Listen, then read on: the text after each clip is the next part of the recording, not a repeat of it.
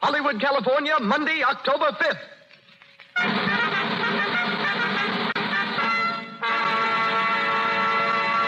The Lux Radio Theater presents Elmer the Great, starring Joey Brown with June Travis.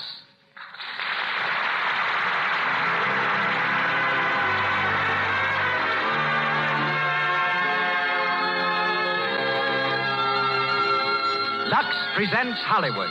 Tonight, the Lux Radio Theater, from its home on Hollywood Boulevard, brings you Joey Brown, June Travis, Cecil B. DeMille, Max Reinhardt, and Louis Silvers.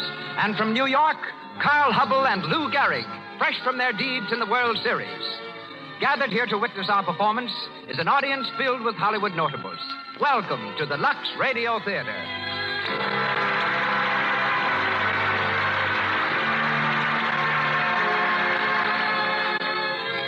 We can think of no higher recommendation for Lux Flakes than the fact that these sheer, marvelously effective flakes are used by all the leading picture studios here in Hollywood for wardrobe protection. And now the producer of the Lux Radio Theater takes his place at the microphone. Motion Picture's most eminent director, ladies and gentlemen, Mr. Cecil B. DeMille.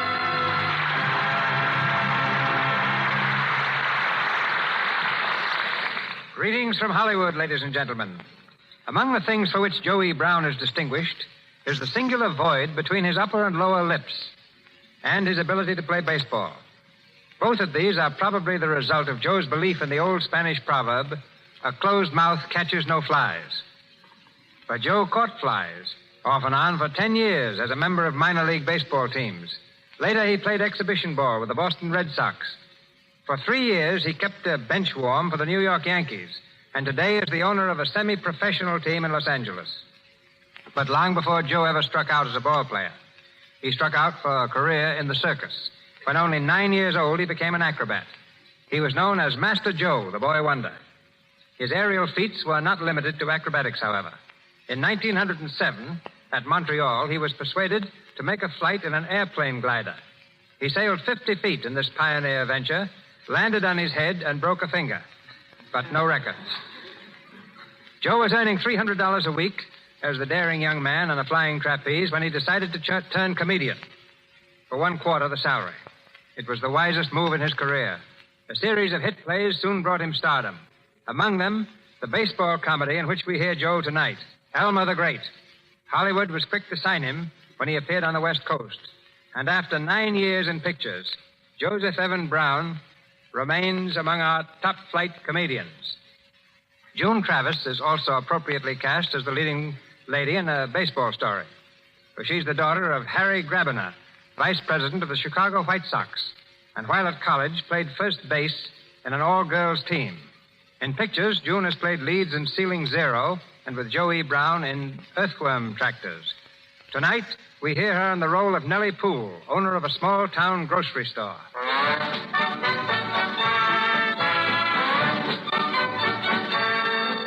And now the players are warming up. A hush falls as 30 million fans from Boston to Los Angeles await the first inning. The Lux Radio Theater presents a 4-base hit by Ring Lardner and George M. Cohen, Elmer the Great, starring Joey Brown as Elmer Kane and featuring June Travis as Nellie Poole. Play ball.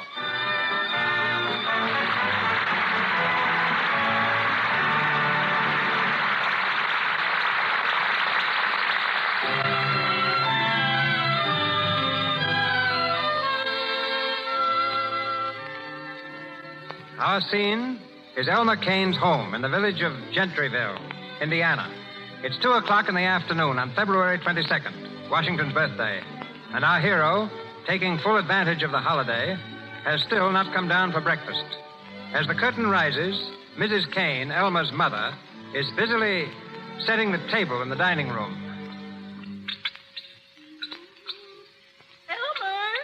Oh, Elmer! Better come down to breakfast now. Your breakfast's ready. Oh, Elmer! Is that you, Nick? Yeah, Ma. Oh, boy, gosh, it's cold out. It's a regular blizzard. Now, Nick, don't you go tracking snow all over the house. I want. Oh, what are you setting the table for, Ma? Your brother Elmer's going to have his breakfast. Breakfast? In the middle of the day? Well, there ain't no reason to get up early on Washington's birthday. Why not? I'll bet Washington did. Oh, don't be silly, Nick. Anyway, Elmer worked hard all day yesterday. Oh, driving a delivery wagon ain't hard work.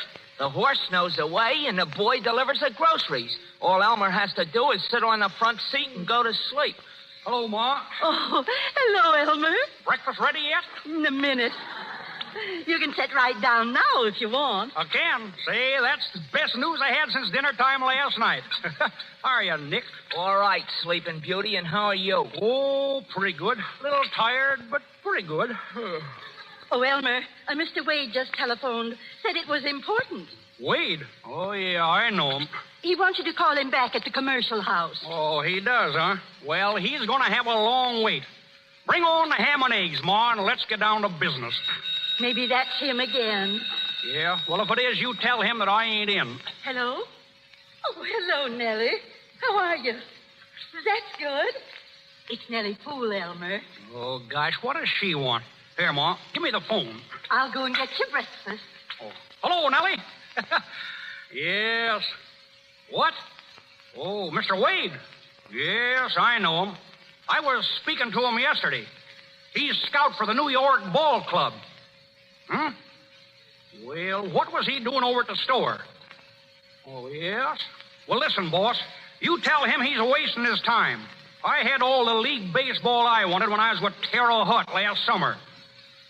I don't have to think it over, boss. Sure, I know the New York club bought me. The New York Ball Club? Holy gee. Wait a minute, Nellie. Listen to me, will you? I know what I want to do. I'm going to stay right here in Gentryville and drive your delivery wagon, just like I always done. Now, listen, boss. Let's not go into extra innings about this. I'll explain it all to you when I see you at the store tomorrow morning. Here's your breakfast, Elmer. Gotta say goodbye now. My food's here. So long. Say, is that right? Did New York buy it from Terrell Hutt, Elmer? Yes. How's the ham, Ma? And you knew it right along, Elmer? Sure I did. How's the ham, Ma? It's all ready. Is anything the matter? Nothing's the matter with me except that I'm hungry. They really want you to join the New York Ball Club? Yes. The New York Giants. Well, what are you going to do? Well, right now I'm going to eat this food. You mean you're going to pass up a chance to pitch for the Giants? Yes, but I ain't going to pass up a chance to pitch into this ham. Gee, can you beat that? You must be crazy, Elmer. Hey, Ma, take this kid away from me before he spoils my appetite. Leave Elmer alone, Nick, and let him eat in peace. There's pancakes, too, Elmer. Swell, Ma. Shoot him right along. and bring plenty of syrup with him, too. Oh, gee, Ma, he'll never get a break like this again in 1,000 years. Turning down the Giants. Do you know what that means? No. What's it mean, Elmer? Don't mean a thing in the world to me, Ma. But it'll probably cost them the pennant. Where's the pancakes? Oh, yes, I'll get them right away. Oh, listen here, Elmer. You ain't serious about this, are you? Oh, forget it, Nick. But if you go with the Giants, you're liable to turn out to be the greatest pitcher in the world. Liable to turn out to be? Say, where do you get that stuff? Well, Len, you are the greatest pitcher in the world. Didn't I always say you were? Yes. Well, I had to explain it to you first. Oh, Ma, got any more ham? I'll bring it right in, Elmer. Listen, Elmer, why don't you see this fella Wade again and have another talk with him? Talk about what? About pitching. Say, he can't tell me nothing about pitching. I don't care who he is. Oh, gosh. I'm so excited about this thing, I won't be able to sleep tonight. Well, I will. I think I'll take another little nap this afternoon, too. Boy, that sure was good ham. Oh, how can you talk about ham at a time like this? What time is it? Here's the pancakes and more ham, Elmer. Yeah, well, put them right down there, Ma. I'll dive right into them. Oh, sit down there, Ma, will you? Let's talk to this fella. He's got the chance of his lifetime. A chance to become rich and famous. Is that so, Elmer? Let him rave, Ma. Let him rave. Oh, listen, Ma. This may be the most important day of his life. Why, because it's Washington's birthday? As a corker, Ma. Hey, where's the syrup? Oh, dear, I forgot the syrup. Do you want a piece of apple pie, too? Yes, bring it in. I'll flirt with it. Why don't you want to go to New York? Why? Because I don't like it, that's why. How do you know you don't like it? You never been there. That's just it. I hate places I ain't never been. But New York's the greatest city in the world. How do you know? You ain't never been there. Well, I can read, can't I? Well, that ain't nothing to brag about. 7 out of every 10 can read. I don't prove nothing. See if you like this syrup, Elmer. It's a new kind.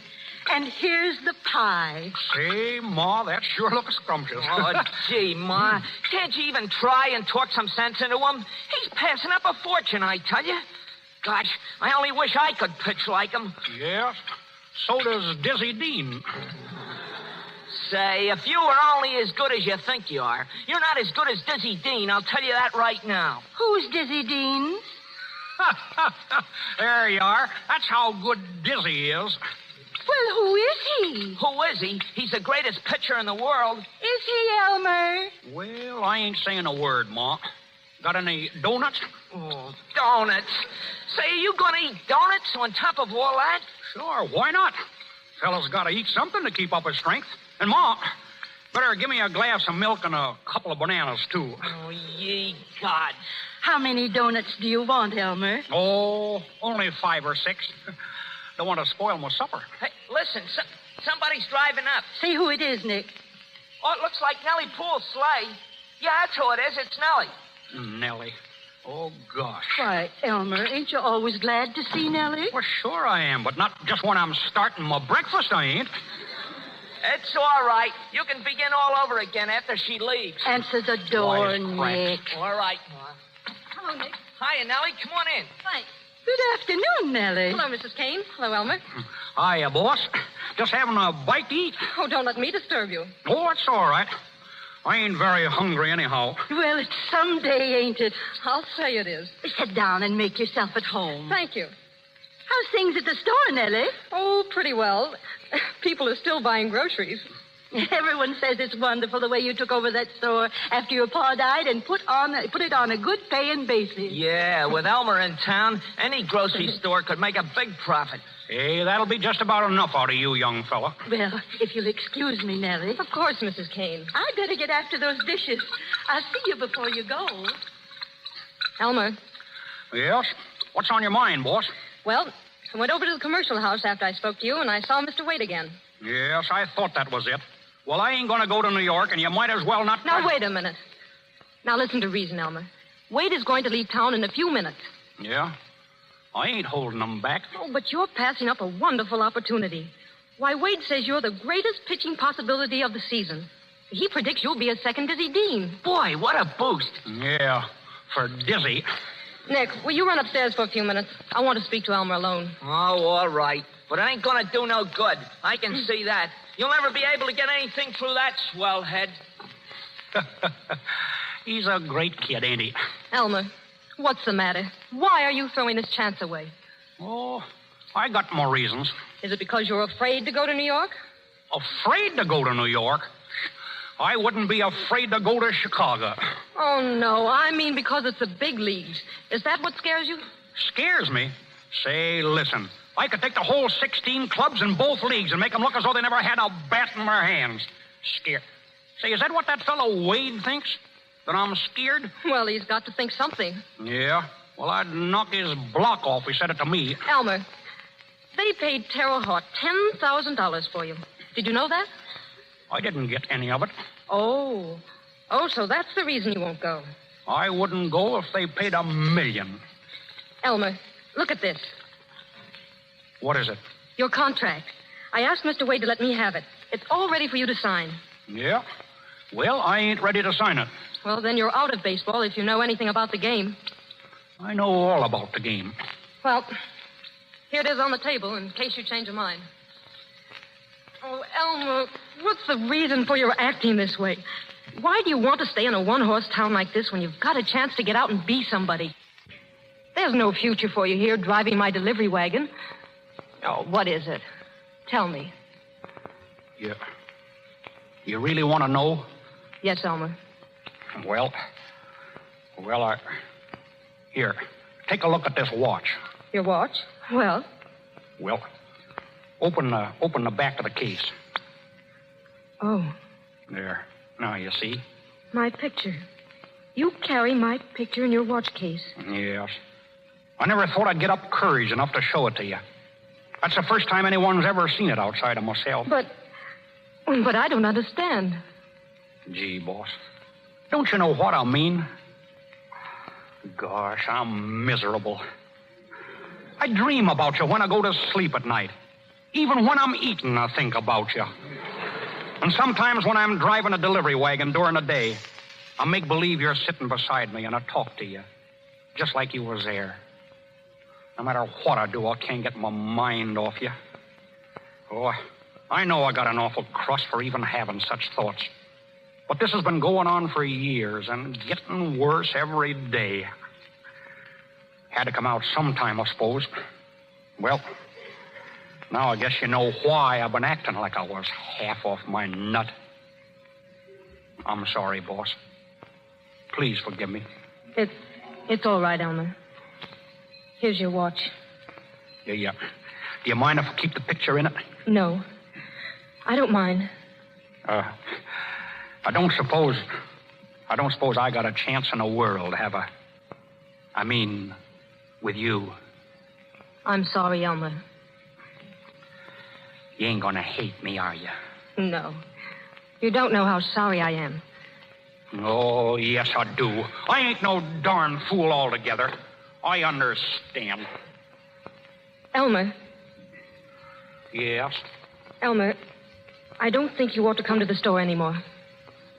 No? No. Well, I guess you're right. I'm sure I am.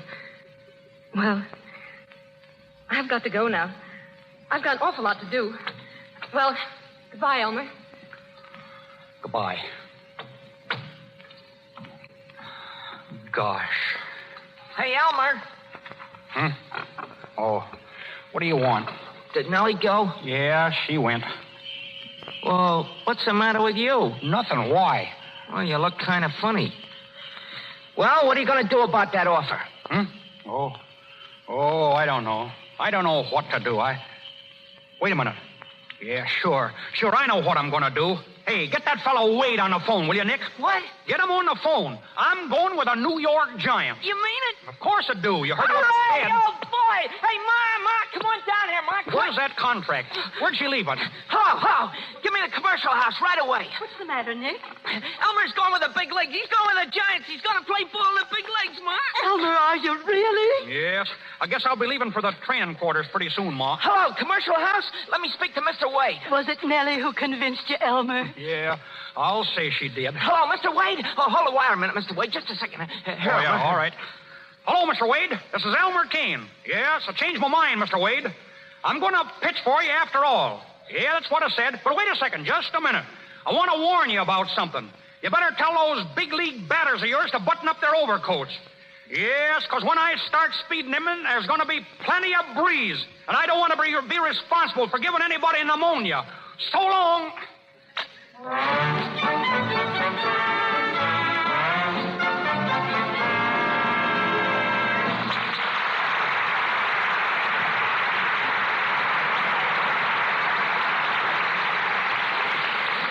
Here in Hollywood, working hours are often irregular, frequently very long.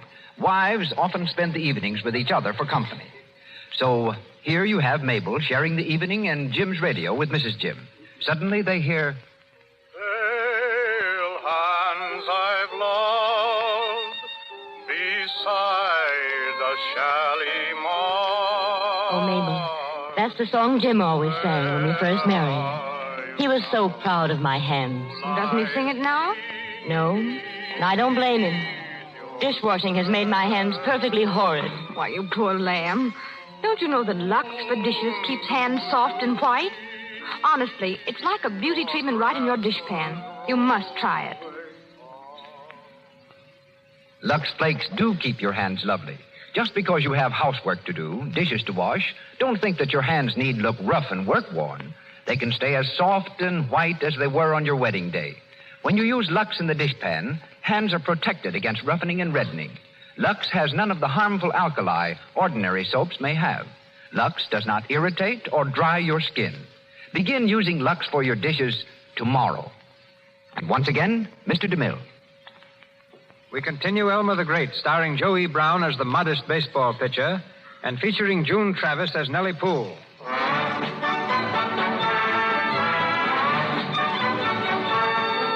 Several weeks have passed, and Elmer has been training with the Giants in Florida.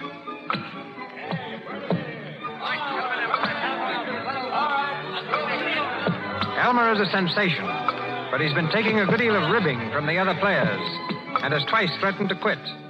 In a hotel room, Walker, the Giants' manager, has called a meeting to lay down the law to the rest of the team. Hello? Hello? Is that you, Doyle? Well, this is Walker speaking. I'm up in my room with the rest of the boys. Round up Kane and bring him along with you right away. And what's all the excitement, Dave? Why the big meeting? Well, it's just this. I've been telling you guys for a month to lay off Elmer Kane, and you haven't listened to me. Well, you're going to start now. Stop kidding. Leave him alone. I know he's a fathead, but lay off. This guy Kane is a valuable man. We need him, and you Bert ain't going to laugh him off this team. Sure, let's give him a loving cut. Now, never mind the sarcasm, Noonan. No, I mean it. If we're going to humor him, let's go after it right. Maybe if we keep telling him how good he is, he'll quit telling us. Ain't that what I preached to you right along? And take it from me, that's the only way to handle him. Well, Doyle, where's Kane? Bad news, boys. He's quit again. He's packed and everything. No. Yeah, I had to talk fast to stop him. I told him we had a big surprise for him. He's on his way down here now. Yeah, but what's the surprise? I don't know. I was thinking maybe you could tell him he was going to pitch the opening game or something. Yeah? Well, maybe he might at that. Hey, I got an idea. Well, spill it. Listen, this guy's crazy to talk on the radio. Well, what of it? You got an electric heater, ain't you? Yeah, but what's an electric heater got to do with Kane talking on the radio? Listen, give me the heater. We'll tell him it's a microphone and let him talk in it. He'll never know the difference. He'll think he's talking on a coast-to-coast hookup. Well, all right, Noonan. Set up the heater. There it is over there by the bed. Yeah, I'll fix the wire so it'll look like a microphone lead. Hey, wait a minute. See who that is. Hello, Dave. Well, if it ain't Evelyn Corey. Well, how are you, Evelyn? Pretty good, Dave. The clerk told me you were here, and I just couldn't wait to see you. Well, what are you doing in Fort Gregg? Blew in about 2 hours ago. It's my hometown. Don't you remember? I told you that in New York, the night you came backstage to see me. Sure, that's right. Oh, say, fellas, meet Miss Evelyn Corey. A good kid and a great pal of mine. How are you, boys? Say, Dave, here's your surprise. If she'll go... I got your thought, Doyle. I beat you to it. Listen, Evelyn, there's a guy coming in this room in a few minutes. He's a kind of a nut. Will you stand for anything I tell him and play up? It's all fun, you understand? Sure, I'll string along. You know me. What is he, a sap? He's the last word in the comic supplement. Do you mind? Mine? I love it. That's a good day. Wait a minute. That's probably him now. Come in. Why, hello, Elmer. Hello, Elmer. How you feeling? Doyle said you had a surprise for me. I certainly have. Oh, but first of all, let me present Miss Evelyn Corey. Miss Corey, this is Elmer Kane himself. Elmer the Great, in the flesh. The greatest pitcher in the country. Yes, or in the city either. Well, this is an overwhelming honor, I'm sure. You've no idea. I'm certainly glad to meet you, Mr. Kane. Oh, that's all right. Well, what's the big surprise you said there was, Mr. Walker? You tell him, Doyle. Elmer, we've decided that you're to pitch the opening game of the season. And you've been selected most popular man in the club. Come on, boys. 3 cheers for Elmer. Hooray! Hooray! Hooray! Well, now, what do you think of that? What do you mean, what do I think of it? Well, you didn't expect to pitch the opening game, did you, Elmer? You want to win it, don't you? Elmer, we'd like to win all the games. No, sirree. I can't pitch every day. Well, come on, where's the big surprise? Well, ain't you surprised to meet Miss Corey? What for? I guess Elmer don't understand who Miss Corey is. Oh, I guess he doesn't. Come on, fellas. 3 cheers for Miss Corey. Hooray! Hooray! Hooray! Say, what are you, Miss Corey? A female pitcher? No. Now, you see, Elmer, Miss Corey is a very famous person. She's field scout for the International Broadcast Association of the World. Yeah? Well, what's so wonderful about that? Miss Corey has come all the way from California to have you say a few words over the radio about joining the Giants and about yourself and about what a wonderful little fella you are. Yeah?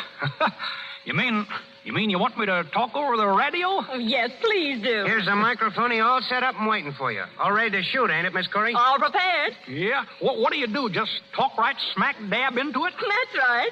Go on, Elmer. Say a few words. Go on. No, I feel like a fool. Oh, go ahead, Elmer. Talk up. All right.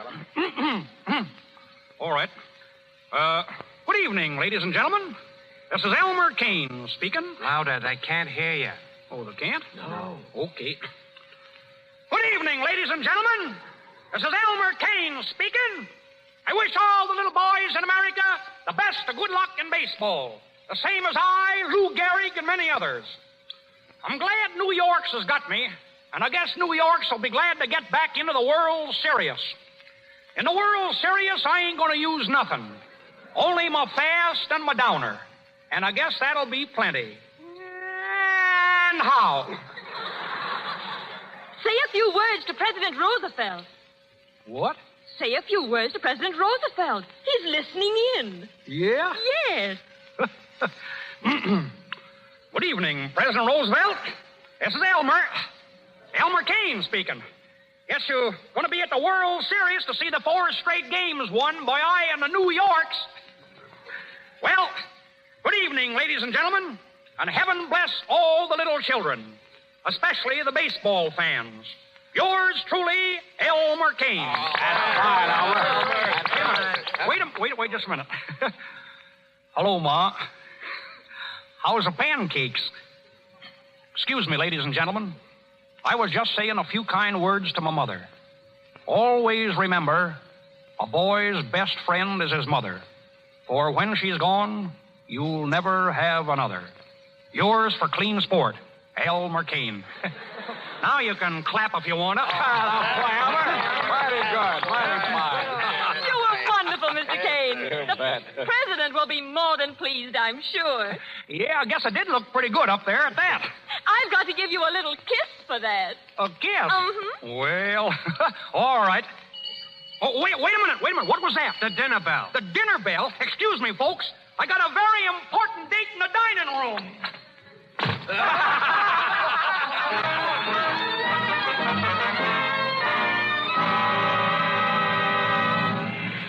Here your final baseball scores. Elmer Kane wins opener for Giants. Shuts out Phillies. Here you are. Elmer Kane wins opener.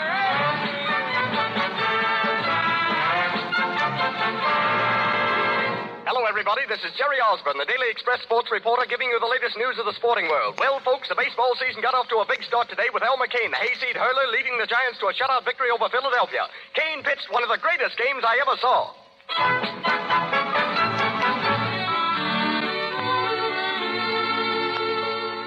Hey, Nellie, Elmer won the opener. I know, isn't it wonderful? Oh, you ain't seen nothing yet. He'll win them all.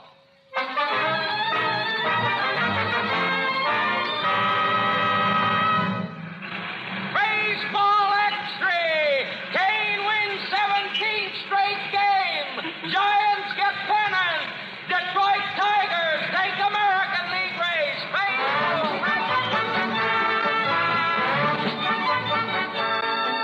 Good evening, everybody. Jerry Osborne speaking. Well, it came true, folks, just as I predicted on this program 3 months ago. The Giants cinched the National League pennant today, and Elmer Kane, the ace pitcher from Gentryville, is the boy who did it. The World Series opens next week between the Giants and the Tigers. And when Kane is in there pitching for New York, it's going to be a cinch to pick the winner.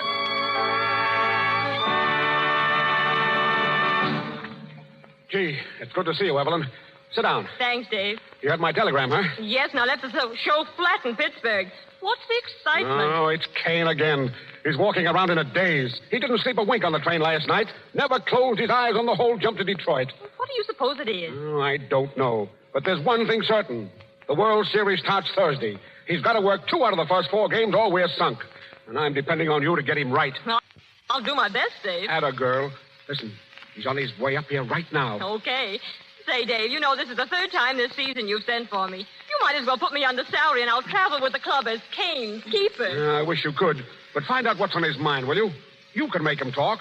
He likes you. No, he's got a rube sweetheart back in Gentryville. He told me all about her. But he's got an idea I'm crazy about it. Hello? Want to see me, Walker? Well, if it isn't Elmer. Oh, hello. How are you, Elmer? Oh, pretty good. Bet you're surprised to see Evelyn here, eh, Elmer? No, not much. I couldn't stay away. I want to see New York win the series. We'll win all right. There's nothing going to stop this ball club now, is there, Elmer? Yeah? How do you know I won't drop dead? Oh, Elmer, you wouldn't pull a trick like that. Well, I might if I don't get some sleep. I ain't had no sleep for 2 nights. Excuse me for butting in, but I gotta see you, Dave. What's the matter, Doyle? Oh, plenty. Noonan is off again. Again? Yeah, he's lit to the skies. I got him up in his room now. Can you beat that fella? I'll tell him his right name. See you later, Evelyn. Come on, Doyle. Guess Mr. Noonan's got it coming to him, evidently. Yeah. I told that guy to lay off the liquor. He was drinking all night on the train. He's that left-handed pitcher, ain't he? Yeah. But he drinks with both hands. Gee, I hate that fella. Wish I'd have never met him. I told him when I told his friend Crabtree what I thought of both of them. Crabtree? Yeah. Friend of Noonan's in Chicago. You don't mean Walter Crabtree, the gambler. Yes. Do you know him? Well, I've met him. We had a roulette party at his place one night. No. Did you shoot craps? No. Did you? Well, I never did, only them 2 nights that I went out with Noonan. I wish I'd have stayed at home. I wouldn't have nothing to worry about now if I did. What are you worried about, Elmer? Oh, nothing. Say, listen, don't you say nothing about me shooting craps, will you? And don't say nothing about me knowing this fellow Crabtree either. It's against the rules for league players to mix it with professional gamblers, isn't it? Yes. And I don't want to be brought up before Judge Landis again. I was up before him just 2 weeks ago. Is that so? What about? About eating. Eating? Yeah. The umpires claimed that I didn't have no right to eat while I was in the pitcher's box. You don't mean to say you eat while you're pitching? Well, why not? I get hungry sometimes in a game. You know, when they start fouling them off. I always carry a couple of donuts in my back pocket. Donuts? What did Judge Landis say about it? Oh, he said the umpires thought that I was putting lard on the ball. So he asked me to show him one of the donuts, and I did. What did he do? He ate it. No, really? Yeah. He said there wasn't no rule against donuts, but I'd have to eliminate them. Well, I guess he'd rather see a ball player eat than drink at that. Yeah. Look at Noonan. He and Crabtree was drinking all the time we was in Chicago. Say, Elmer, did Noonan introduce you to Crabtree? Yeah, that's how it all happened. We got to playing dice, and I didn't even know we was playing for keeps. But now I owe him a lot of money. What do you owe him? You know how much money is $5,000? $5,000? Yeah, well, it's 500 more than that. You don't mean to say you owe Walter Crabtree $5,500? Yes, I think that's it. Can't you pay him off? Pay him off? Gosh, I only got $3 right now, and I got to have dinner. What are you going to do? Oh, I don't know. Crabtree wants to see me tomorrow. But look, you won't say nothing about this to anyone, will you? Why, no, of course not. Oh, please don't, because I've been playing pretty good ball this year, and it'd be kind of tough to be pitched off the team.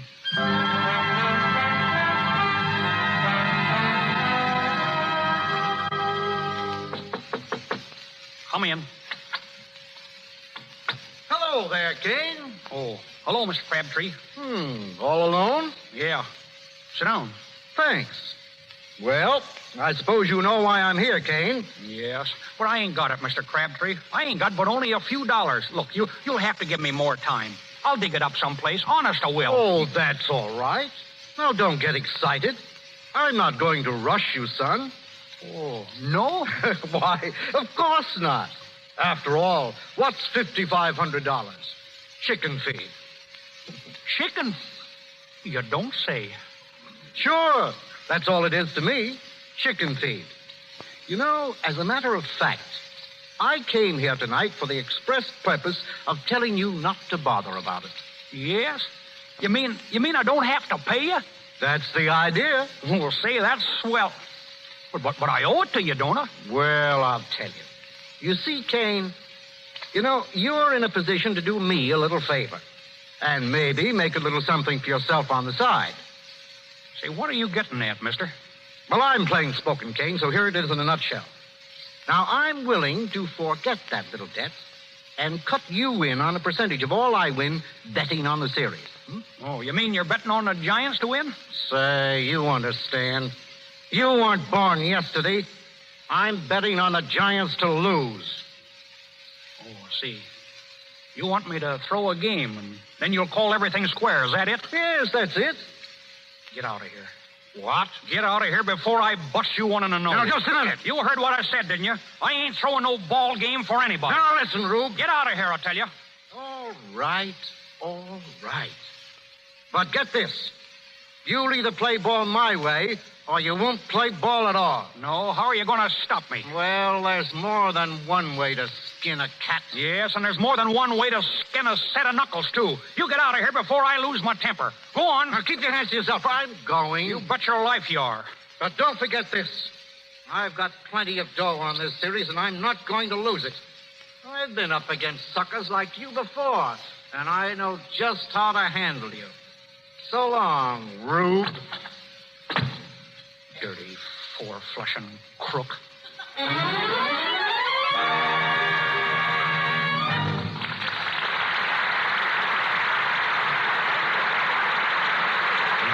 For station identification. This is the Columbia Broadcasting System.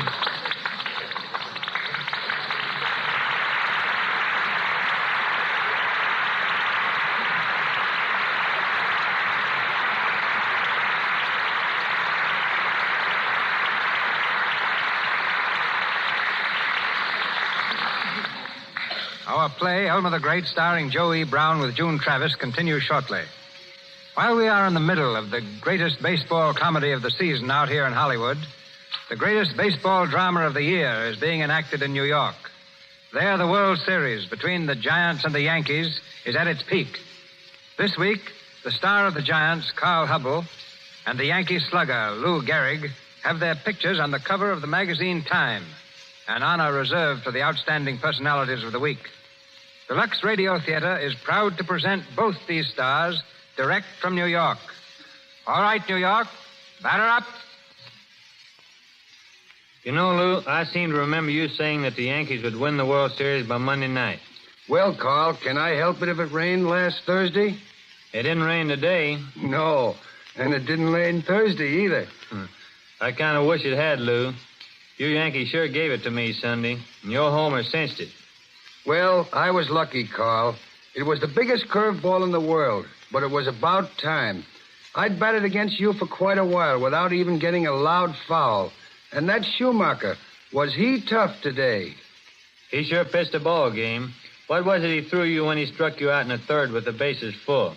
Or is that too personal? It's personal, all right. He threw me everything, and then he came through for the third strike with his Sunday pitch. It was a curveball, and I missed it a mile. I'll have to get him to teach it to me. You've got enough right now. What do you say we forget about today and talk about tomorrow? What's going to happen, anyhow? The Giants are a cinch. But Fitzsimmons will show you more than you saw today. Oh, sure, the Giants are a cinch. Just like they were in that 18-4 game. It's a good thing for you fellas we let up in that game yesterday. What do you mean, let up? You got 6 runs in the 9th inning. That's when we let up. We were afraid if we made any more, you wouldn't show up for the third game. Say, Lou, you're a great hitter, all right. What's your average so far in the series? Oh, about 315. That's pretty good. Of course, I'm hitting 333 myself. But then everybody don't hit like a Hubble. Watch us tomorrow, slugger. Lou, we've been doing a lot of ribbon here tonight.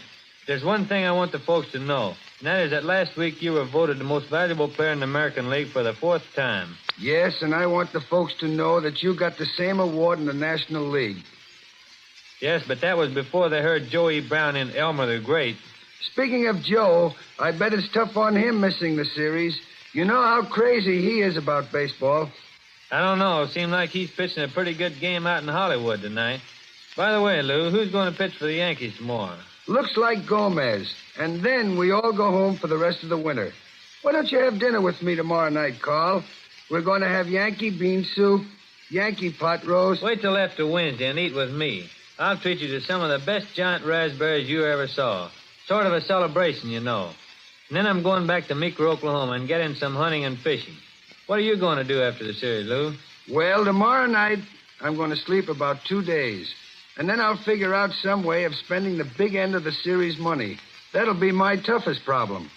No, Lou, your toughest problem will be to get the big end of the World Series.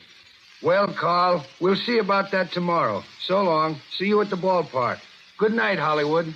Good night, Joey Brown. Keep pitching in there.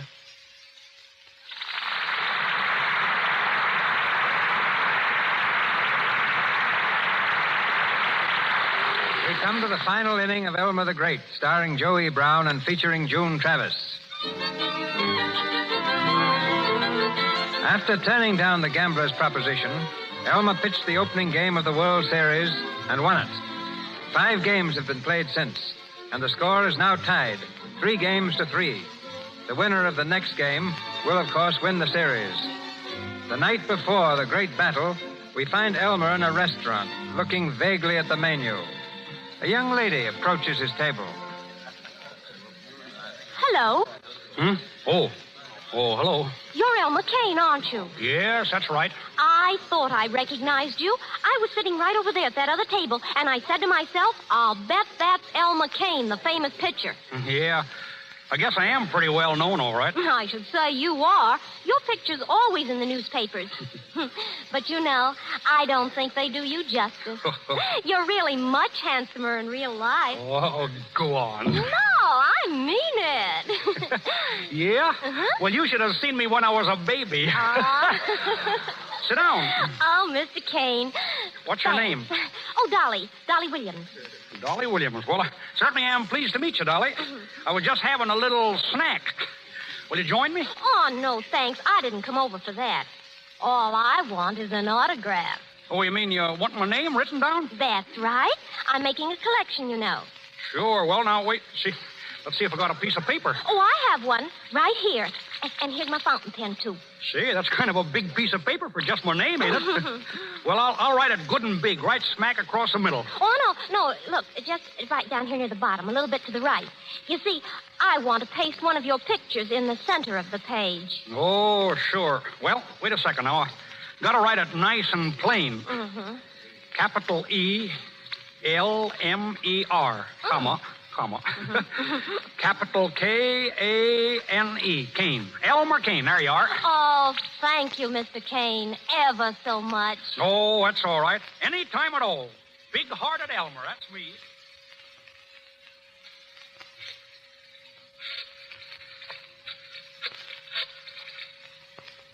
Hello? Hello, is this Crabtree? Well, this is Dolly Williams. Yeah, I got the sap signature all right. Sure, right where you wanted it, on the lower right-hand corner of the paper. You can write anything you want above it, and it'll look just like a signature to a letter. X3,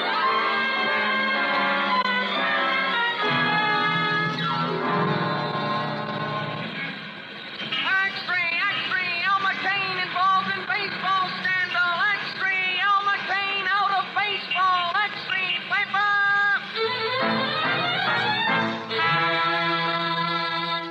Good evening, ladies and gentlemen. Here's a bit of hot news that'll knock you right off your chairs. 20 minutes before I came on the air, Elmer Kane, the Giant star pitcher, was thrown out of baseball. The trouble started early this evening when an unidentified man delivered to manager Walker a letter signed by Elmer Kane which definitely established that Kane was involved in a plot to throw the final game of the World Series. Upon questioning, Kane denied all knowledge of the letter and swore he never signed it. But it's all against him, and he's out of the World Series. It's a tough break for the Giants.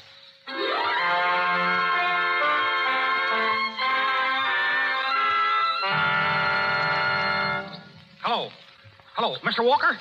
Is this you, Mr. Walker? Well, this is Elmer Kane. Listen, Mr. Walker, I've been trying to get you on the phone all morning. They told me you won't speak to me. You gotta speak to me, Mr. Walker. Wait, you gotta believe me. I tell you, I don't know a thing about that letter. I swear I don't. I never throwed a ball game in my life. And you gotta let me pitch today. Hello. Oh,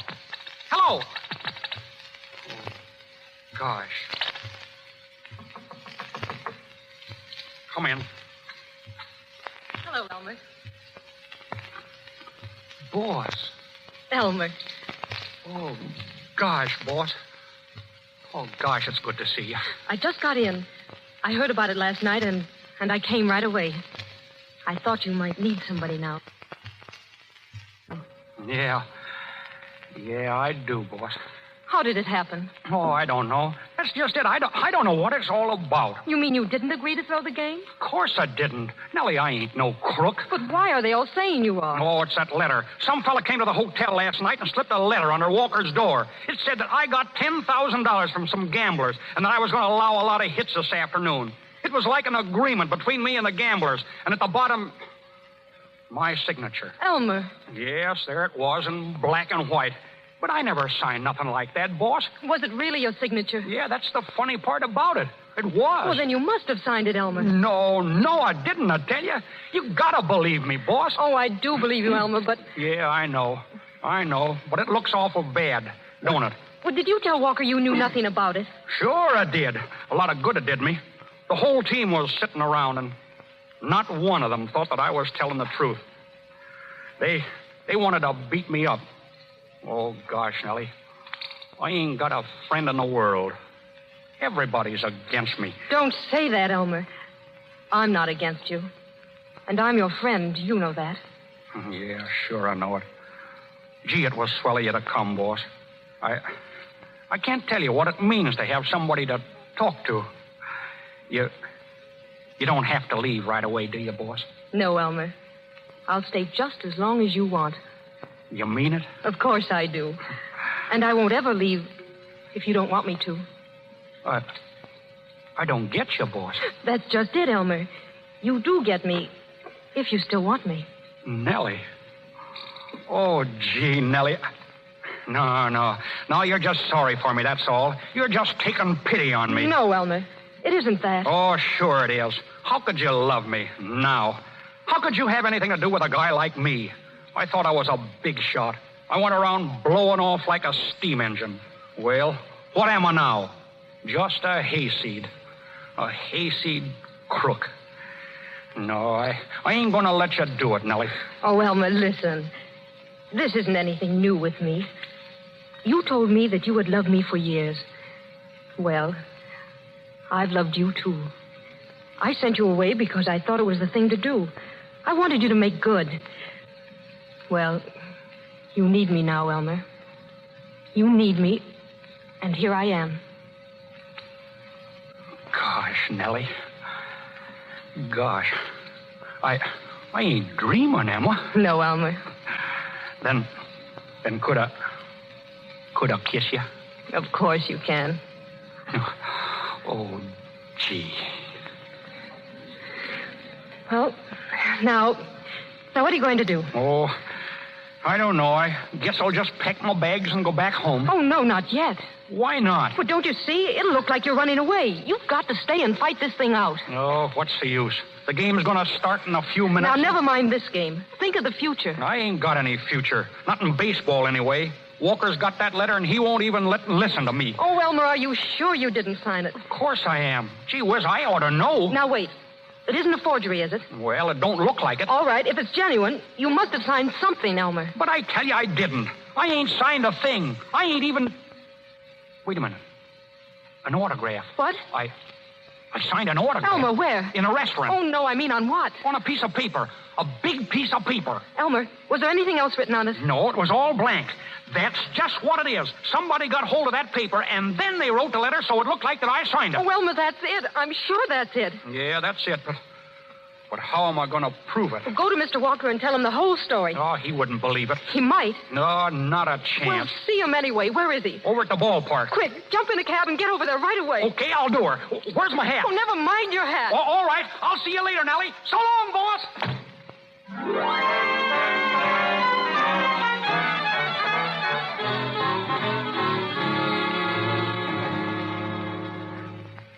And that's the honest truth, Mr. Walker. I signed that autograph, and then they wrote the letter afterwards, just so as they could keep me out of this game. I'd like to believe it, Kane.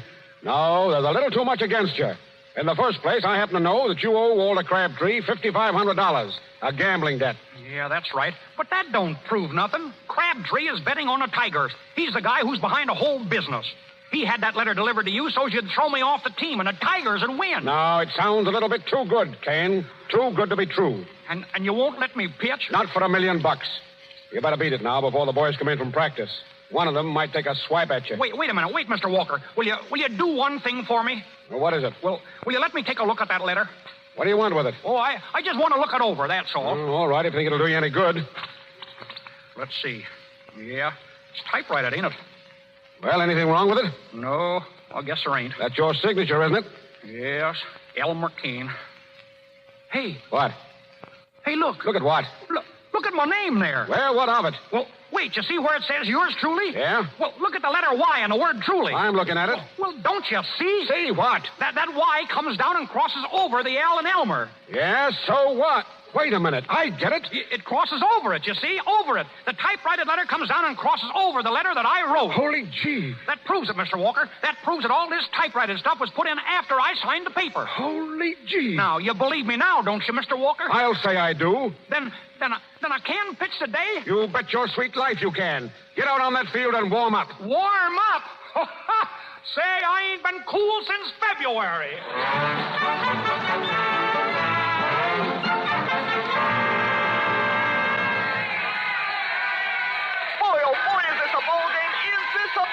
It's the last half of the ninth inning, folks, with the score 3-2 in the Giants' favor. The Tigers are up at bat, 2 men on base, and a hit means the ball game. But there's 2 down, folks, and don't you forget it. Kane lines up.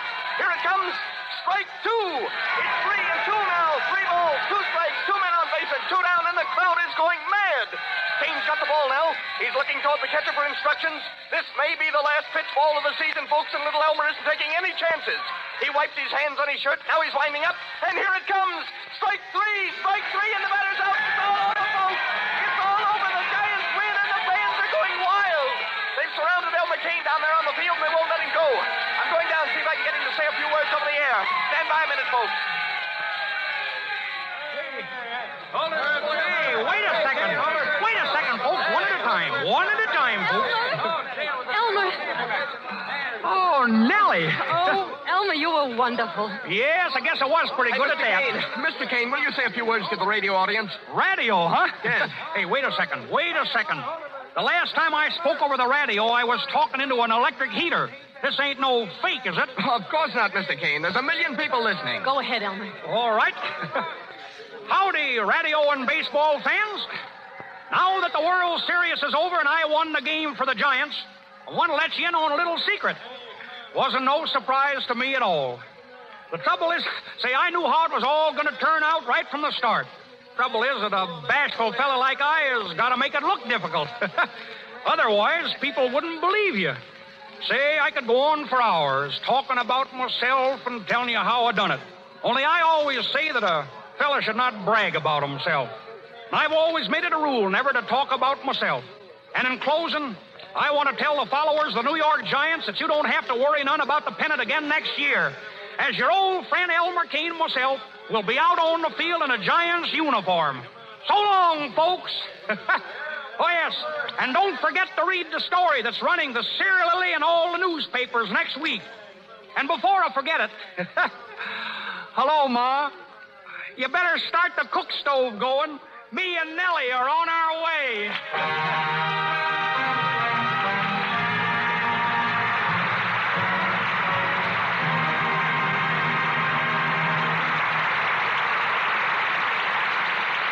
The ball game is over, but Joey Brown goes to bat again in a few minutes when he returns to the microphone with June Travis.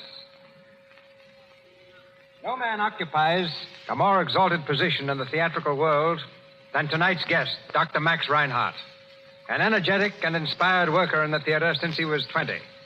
He has been responsible for more than 300 productions, exerting a tremendous influence on the international stage. In this country, we think of him chiefly in the light of 2 achievements, the stage version of The Miracle and the motion picture production A Midsummer Night's Dream, now about to be shown in neighborhood theaters all over the country. He has just returned to Hollywood from Europe, where he produced Everyman and Faust, and is now at work for Warner Brothers preparing Sheridan Gibney's famous drama of the French Revolution, Danton. Ladies and gentlemen, Dr. Max Reinhardt.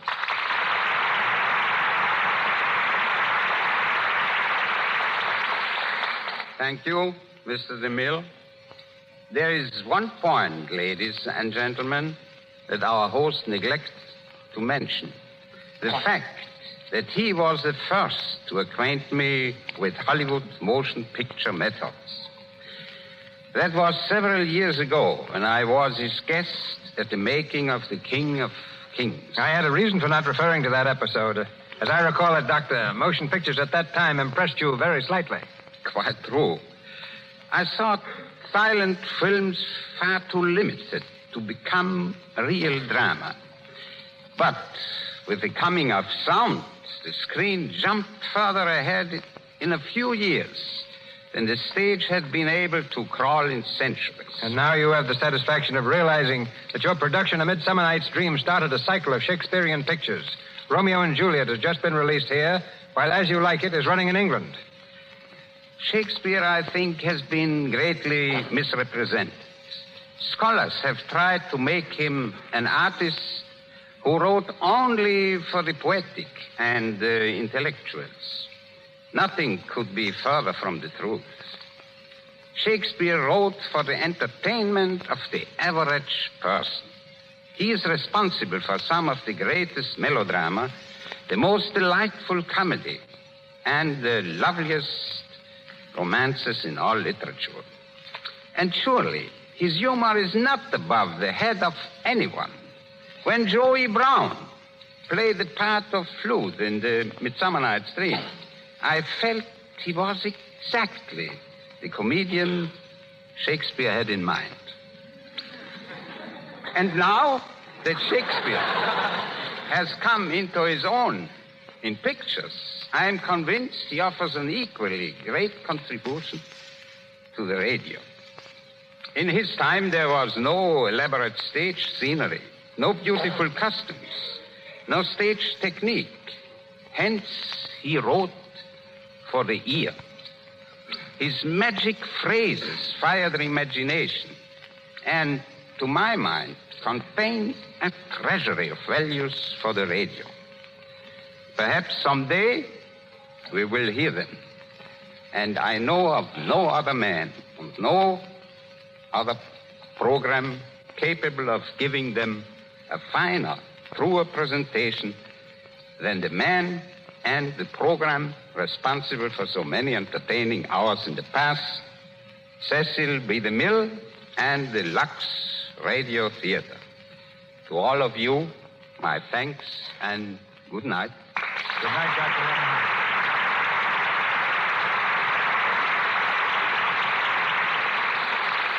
And now tonight's stars. Ladies and gentlemen, June Travis and... No! and Joey Brown. Oh, Joey. What's the trouble? It's okay now, but for a minute I thought this microphone was another one of those electric heaters. Oh. Well, Mr. DeMille, I want to thank you for making me a ball player once again. Playing Elmer was quite different from playing Flute in A Midsummer Night's Dream. In that picture, I had to wear long yellow curls and murmur sweet nothings to Jimmy Cagney. After your performance tonight, Joe, you can play ball for Lux Flakes anytime. And I don't mean on the scrub team. Thank you. I used to be pretty good as a cleanup man. And before our side is retired, Mr. DeMille, may I say that since coming to Hollywood, there's been nothing I've enjoyed more than this appearance on the Lux Radio Theater. Good night. Good night, Mr. DeMille. I'm heading for the showers. Good night, Joe. Good night, Joe. Thank you, Joey Brown and June Travis. Ladies and gentlemen, this is your announcer, Melville Ruick. Word of next week's play comes to us shortly from Mr. DeMille. Dr. Max Reinhardt and June Travis appeared through courtesy of Warner Brothers, Mr. DeMille, Paramount, and Louis Silvers, 20th Century Fox, whose new film, Ladies in Love, was musically arranged by Mr. Silvers. And here's Mr. DeMille. Next Monday night, the Lux Radio Theater stars Ginger Rogers in The Curtain Rises. Ginger came to Hollywood as a singer and is now a dancing star. And next week adds a dramatic triumph to her repertoire in Benjamin Kay's story of a girl who thought romance had passed her by. Featured with Miss Rogers will be an all-star cast. Our sponsors, the makers of Lux Flakes, join me in inviting you to be with us next Monday night when the Lux Radio Theater presents The Curtain Rises, starring Ginger Rogers with an all-star cast. This is Cecil B. DeMille saying good night to you from Hollywood. This is the Columbia Broadcasting System.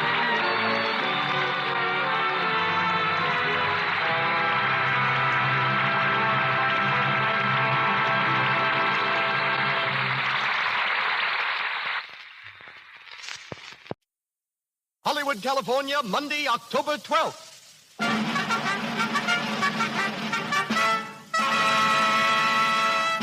The Lux Radio Theater presents The Curtain Rises, starring Ginger Rogers and Warren Williams, with Alan Mowbray and Very Teasdale.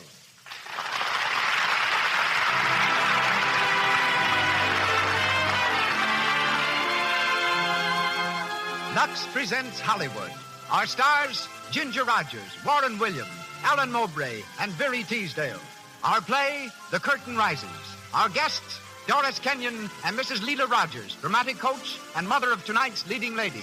Our producer, Cecil B. DeMille, and our director of music, Louis Silvers. To you who crowd our theater tonight, and to you millions whose theater is your home, greetings from Lux.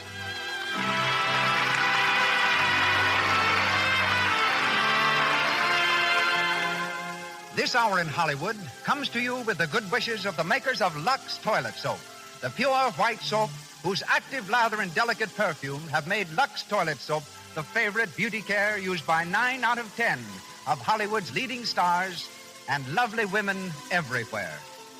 And now, on with the show. Ladies and gentlemen, that distinguished producer of screen and radio, Mr. Cecil B. DeMille.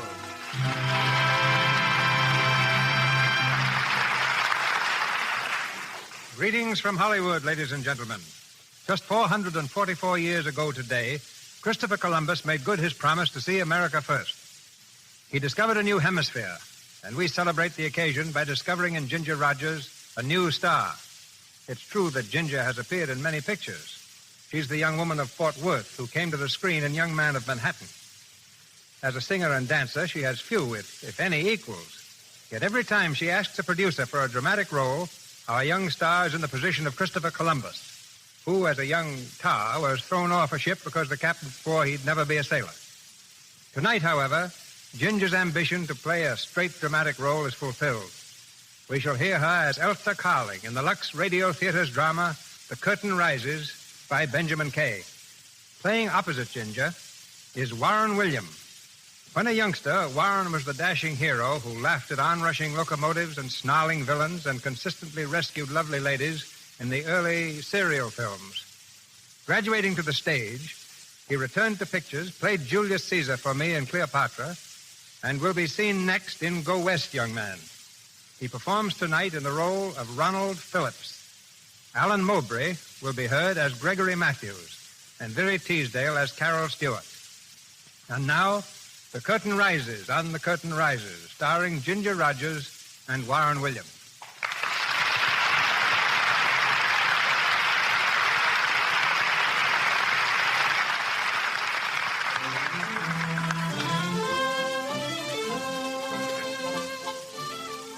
There's a gay party in progress at Carol Stewart's New York penthouse. The radio is turned on full blast, and the living room overflows with a noisy, good-natured crowd of merrymakers. Everyone seems to be having a grand time. Everyone except Elsa Carling. Elsa, a plain, awkward-appearing young lady in horn-rimmed glasses, stands in the foyer straightening her hat. There's the suggestion of a tear in her eyes. As she turns to leave, Carol Stewart comes from the living room. Elsa, what's the matter? Nothing's the matter. You've got your hat on. I'm going home, Carol. Home, but the party's just begun. I know, but... Wait a minute. Now, will you please tell me what this is all about? Oh, it's nothing, Carol. Really, it isn't. You've been sitting against the wall all evening. Haven't heard you say a word, and you didn't dance once. Well, no one... I mean, I've got a headache, Carol. I don't feel like dancing. Oh. I'm sorry. Well, I'll call Arnie. Oh, no, don't bother. I can go home alone. Don't be silly, Arnie brought you here. I know, but he only did it because you asked him to, and I don't want to spoil his evening. And... Oh, Elsa, stop it. Hey, Carol, what goes on? Stephen, come here. Elsa's going to leave. Oh, that's too bad. You want me to call a cab? No, we don't. I want you to find Arnie. Tell him to take Elsa home. Really, Carol? Go on, Stephen. Oh, sure. Right back. I could have gone home alone. Of course, but why should you? Now, that's the trouble with you, Elsa. You always let men think they're doing you a favor. Well, it was awfully nice of him to call for me. I suppose you told him that. Of course. Oh, Lord. Well, it was nice of him. He didn't want to bring me. How do you know? Did he say so? No, he didn't say anything. Well, Stephen, Where's Arnie? He's coming. He's talking to a couple of people, and, look, Elsa, can't you stay a little longer? Oh, he doesn't want to take me home? Oh, now, I wouldn't say that. Oh, that's all right. I don't mind. I'll speak to that low-down newspaper reporter. Where is he? No, please, Carol. I'll go alone. Good night. Elsa, wait. Good night. Say, was she crying? If she wasn't, it's not your fault. Well, here I am.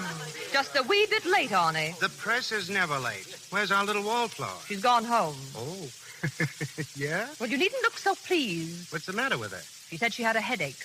The real reason is that she sat in that room for almost 2 hours and not one of you even so much as looked at her. Oh, now, Carol. My dear hostess, I brought the lady to your charming party. My responsibility ended there. You might have spoken to her. I tried that in the cab. Result? Terrible. Arnie's right, Carol. The girl can't talk without blushing. Oh, keep quiet.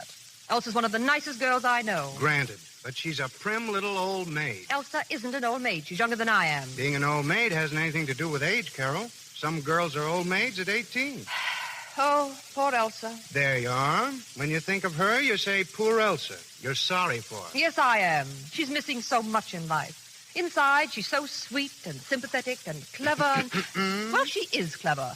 Only somehow she doesn't know how to let it out. Well, I suggest she learn how. Gather ye rosebuds while you may. Right. But first, she'd better take off those glasses.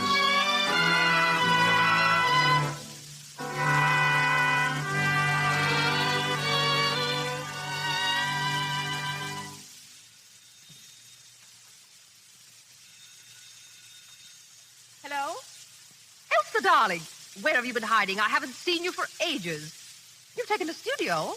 But why? Of course I can come. Stephen? Yes, I can bring him. Arnie, too? Elsa, what is it, a party? Who? Gregory Matthews? You mean the actor?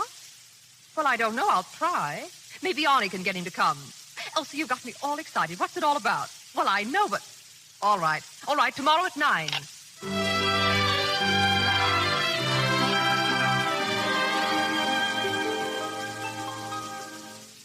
Carol, I'm awfully glad you came before the others. What did you do with Stephen and Arnie? They stopped by for Gregory Matthews.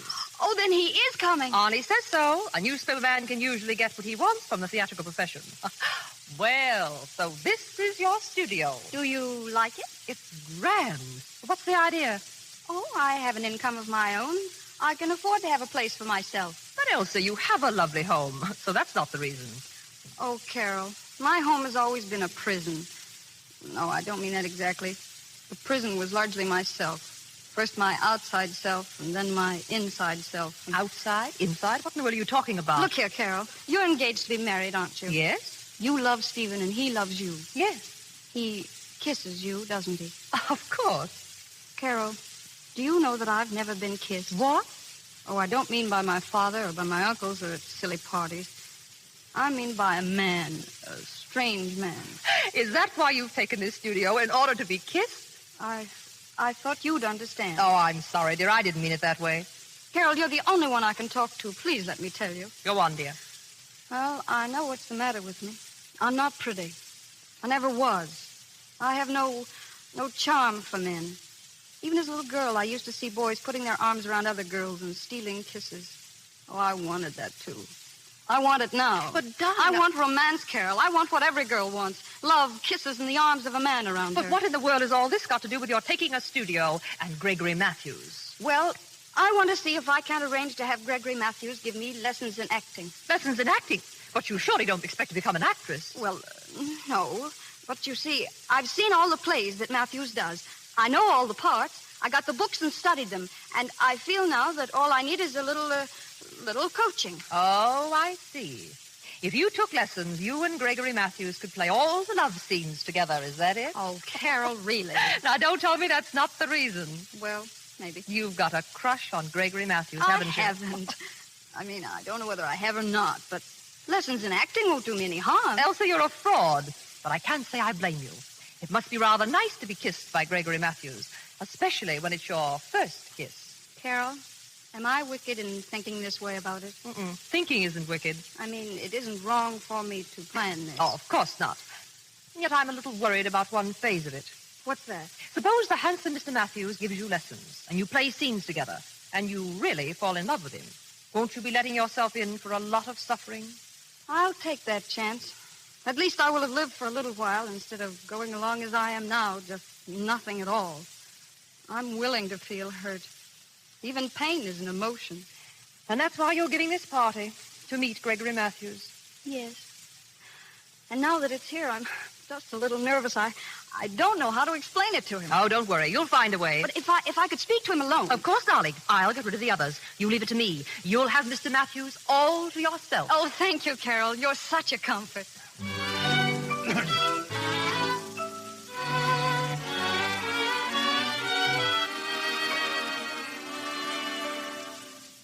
Won't you sit down, Mr. Matthews?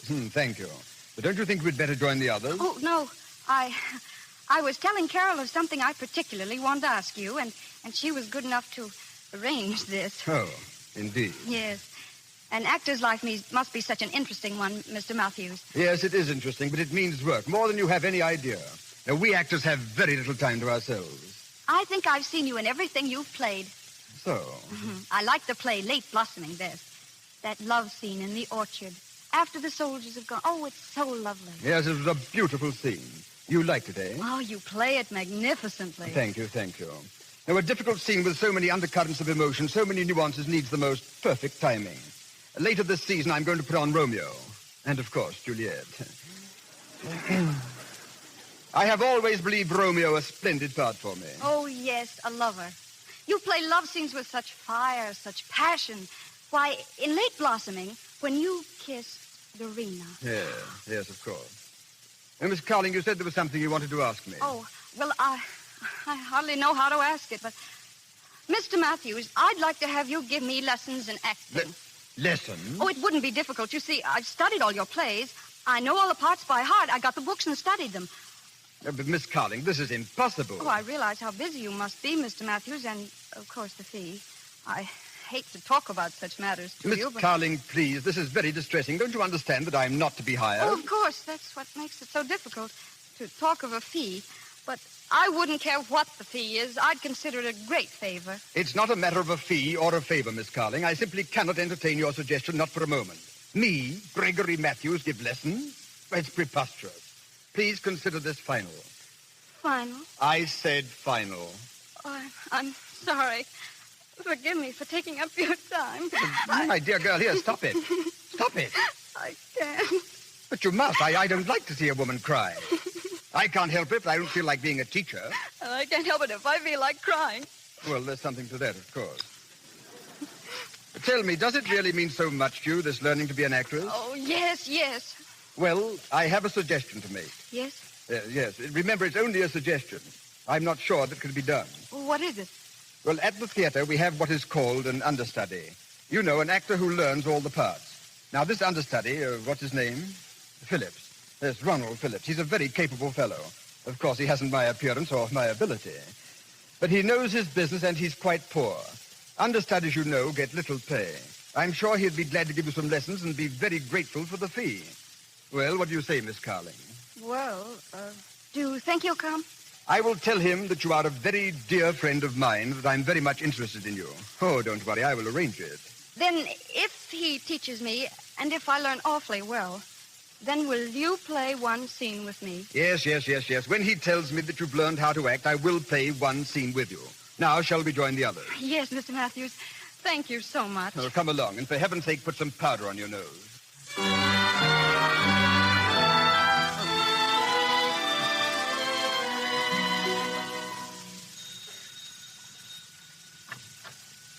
Yes? Is this Miss Carling's studio? Yes, sir. My name is Ronald Phillips. Oh, yes. Miss Carling's expecting you, sir. Come in. Thank you. Who is it, Anna? Mr. Phillips, miss. Oh, you may go, Anna. Oh, yes, miss. My name is Elsa Carling, Mr. Phillips. How do you do? It was nice of you to come so soon. Well, not at all. Nothing's too much for a friend of Mr. Matthews. Has Mr. Matthews explained everything to you? About the lessons, I mean. Oh, yes. I don't believe I've ever seen you at the theater, Miss Carling. Oh, I go to the theater very often. I mean backstage with Mr. Matthews. Oh, I see. No, I haven't been backstage. Mr. Matthews calls on me here. Oh, yes, of course. I suppose you've seen him in all his roles? Oh, yes. I think he's magnificent. You know, I know all of his plays by heart. You see, I've accomplished quite a little already. Well, learning lines is a very small part of acting, Miss Carling. The least important part. But I can't learn to act unless I know the lines, can I? You can't learn to act unless you learn a lot of other things first. Well, I don't understand. No? Well, would you mind walking across the room for me? Walk? You mean like this? No, Miss Carling, not like that. What's the matter? Oh, forgive me, Miss Carling, but you have no poise, no balance. An actress must have poise. You don't take much exercise, do you? No. Well, you'll have to walk 1 hour every day, rain or shine, 1 hour steady, with head up and shoulders back. But I don't like to walk. Mr. Matthews told me that I was to give you lessons, so you'll have to walk 1 hour every day. After that, you will have bending exercises, stretching exercises, practicing facial expressions in front of a mirror, and vocal exercises for accent and enunciation. I don't think I like your method. No, perhaps not, but I'm sure you'll like the results. Maybe. That's the trouble with you amateurs. You think acting is the easiest thing in the world. You don't want to work. But I'm not an amateur. No, what are you then? Oh, I'm sorry. I guess I'm just nothing at all. Oh, no, don't go to the other extreme. I only want to see that you start right. There's a lot to learn, Miss Carling. For instance, do you know how many ways there are of saying ah? Ah? Yes, ah. How many? Hundreds. Look, I walk into a room. I'm cold. I see a cheerful fire. I say, ah, a fire. You hear? Ah. Ah, yes. Then somebody says something that I don't believe. Do I say, ah? No. I say, ah. Ah. Exactly. Well, that's fun. Let me try one. All right. You walk into the room. Your fiancé is there, in the arms of another woman. What do you say? Ah. No, that's disgust. We want anger. Ah. That's pleasure. You aren't glad, are you? Oh, wait, let me try one more. I walk in. Aha! Is that better? Well, it'll have to do for now.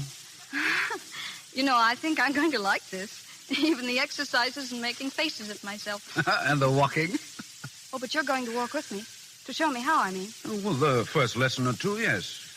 When you learn to walk properly, then of course, it won't be necessary for me to walk with you. Oh, of course. But then the scenes, we will play scenes together. Yes, certainly. Shall we try one now? Well, if you want to. Do you really know all of Mr. Matthews' plays by heart? Oh, yes. Do you know the play Late Blossoming? I'm Mr. Matthews' understudy. Oh, of course, but... Well, you know the scene in the orchard when the soldiers are about to leave and Dorina kisses him. Oh, yes, that's a nice scene. That'll do as well as any other.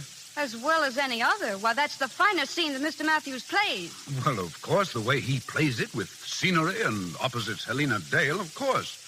It's beautiful. But here is a scene to run through without scenery and costumes. Do you see what I mean? Oh, I'm sorry, Mr. Phillips. I didn't mean to be so in earnest about it. Would you rather play some other scene? Oh, no. That'll do very well. We'll just take the end of the act. Are you ready? Oh, yes, I'm ready. Dorina is by the fence, looking in the direction the soldiers have gone. Albert enters from the left. I see you. Dorina. Albert, my darling. Yes, maybe you'd better take off your glasses for this. Oh, excuse me. There. Oh, that's fine. We'll start again. Dorina. Albert, my darling. A little quieter, I think. Oh, yes, of course. Quieter. We'll go on from there. Dorina, come here by the tree where we can't be seen. But, Albert, I saw you march away with the regiment. They're resting on the other side of the hill. I slipped away. I had to see you just once again, my darling. Albert, you shouldn't have come back. A little while ago, you went away. I cried, and then I stopped. But when you leave this time, I shall cry and never stop crying. Miss Carling, don't be so nervous. I can't help it. But it destroys the feeling. You see, this is the scene leading up to the kiss. Yes, I know.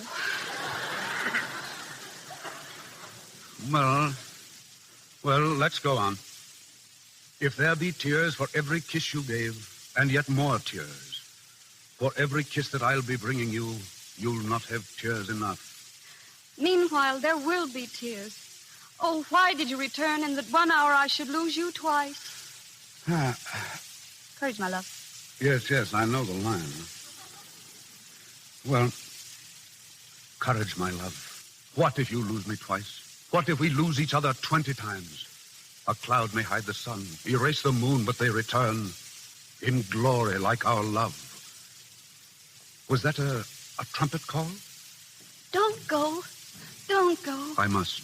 One kiss. One kiss. And then farewell. One kiss. I take it now, my love. What? Here, Miss Carling. Miss Carling. Good Lord, she's fainted.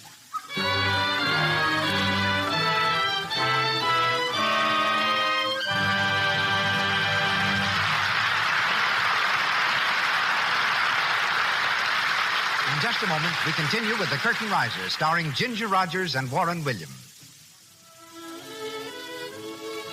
Right now, let's go down to the colorful Mexican Quarter between Hollywood and Los Angeles, an after-hours mecca for all who work in moving pictures. Here, two extra girls meet. Where's Bill, Sally? And didn't Jack and Loretta come with you? Oh, Bill's over there, buying me a Mexican lollipop. Jack's around here somewhere, but he's alone. Oh, that's funny. You know, it seems to me Jack hasn't been giving Loretta much time lately. No, he hasn't. Loretta's in the dumps about it, too. And you know, it's really her own fault. Somebody ought to give her a tip about her complexion, that's what. Anybody that ever worked in pictures would tell her what to do. Just a simple thing like the right complexion care can mean the difference between popularity and loneliness. Any girl who has a really lovely complexion is attractive. But unfortunately today, there are all too many girls who have cosmetic skin, enlarging pores, dullness, tiny blemishes, simply because they don't remove stale cosmetics, dust, and dirt thoroughly. LUX toilet soap guards against this danger. You can use powder and rouge as much as you like if you depend on the active lather of this fine soap to remove them thoroughly. Why don't you try LUX toilet soap, the beauty care of 9 out of 10 lovely screen stars? And once again, Mr. DeMille. We continue The Curtain Rises with Ginger Rogers, Warren Williams, and an all-star cast.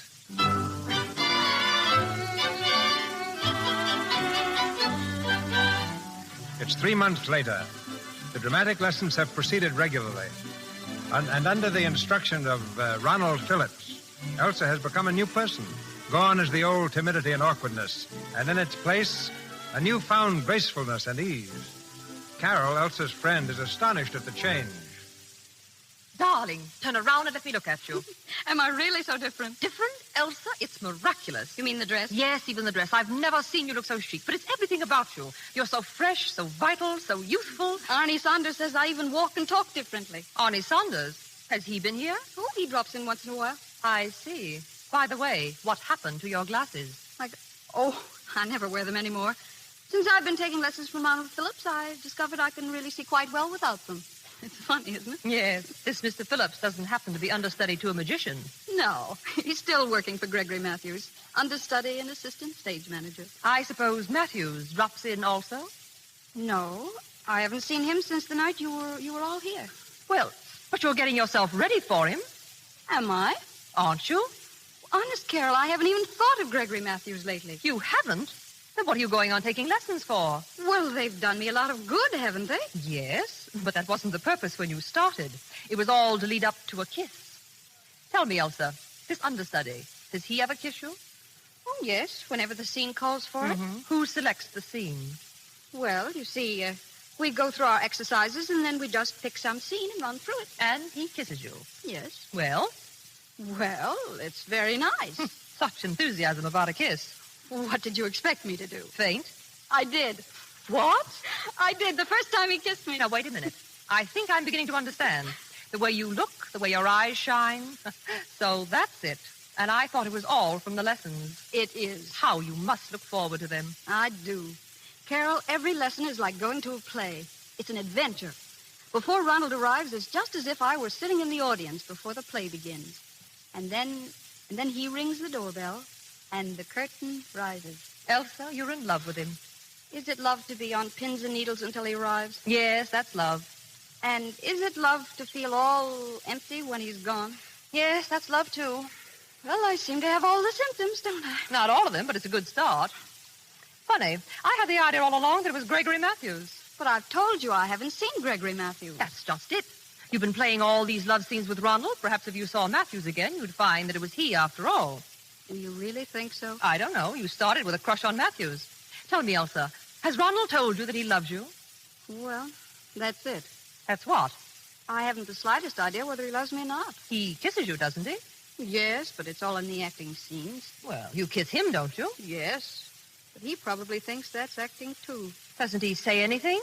Yes, but it's always about lessons. Oh, that's bad. But sometimes I've noticed he just stands and looks at me. Ah, that's good. Do you still pay for your lessons? Yes. That's bad. But he never asks me for it. Ah, that's good. You know what I think, Elsa? No, what? Over at the theater, they all look up to Matthews as a sort of god. Well? That includes Ronald Phillips. And don't forget that it was Matthews who sent him here to give you lessons. Maybe he thinks you're Matthews' fiancée. Oh, Carol! Well, you look pleased. Oh, what a thrill that anyone should think that I was Gregory Matthews' fiancée. Well, please make up your mind whose fiancée you want to be, Matthews or Phillips. Oh, Carol, I thought you'd know. No, I don't know, and I don't think you do either. Now, look here, Elsa. If your Ronald thinks you're engaged to Matthews, naturally he wouldn't dream of making love to you. How loyal he is. Loyalty fiddlesticks. We've got to get that idea out of his head. But how? That's up to you. Is he coming here this afternoon? Oh, yes, he comes every afternoon. Uh-huh. Well, get him talking about Matthews. Try to find out what's in his mind. And then? And then show him what's in your mind, if you know what's in your mind. Yes. Only... Only what? I was just thinking, isn't it a shame that I never got to play a scene with Gregory Matthews?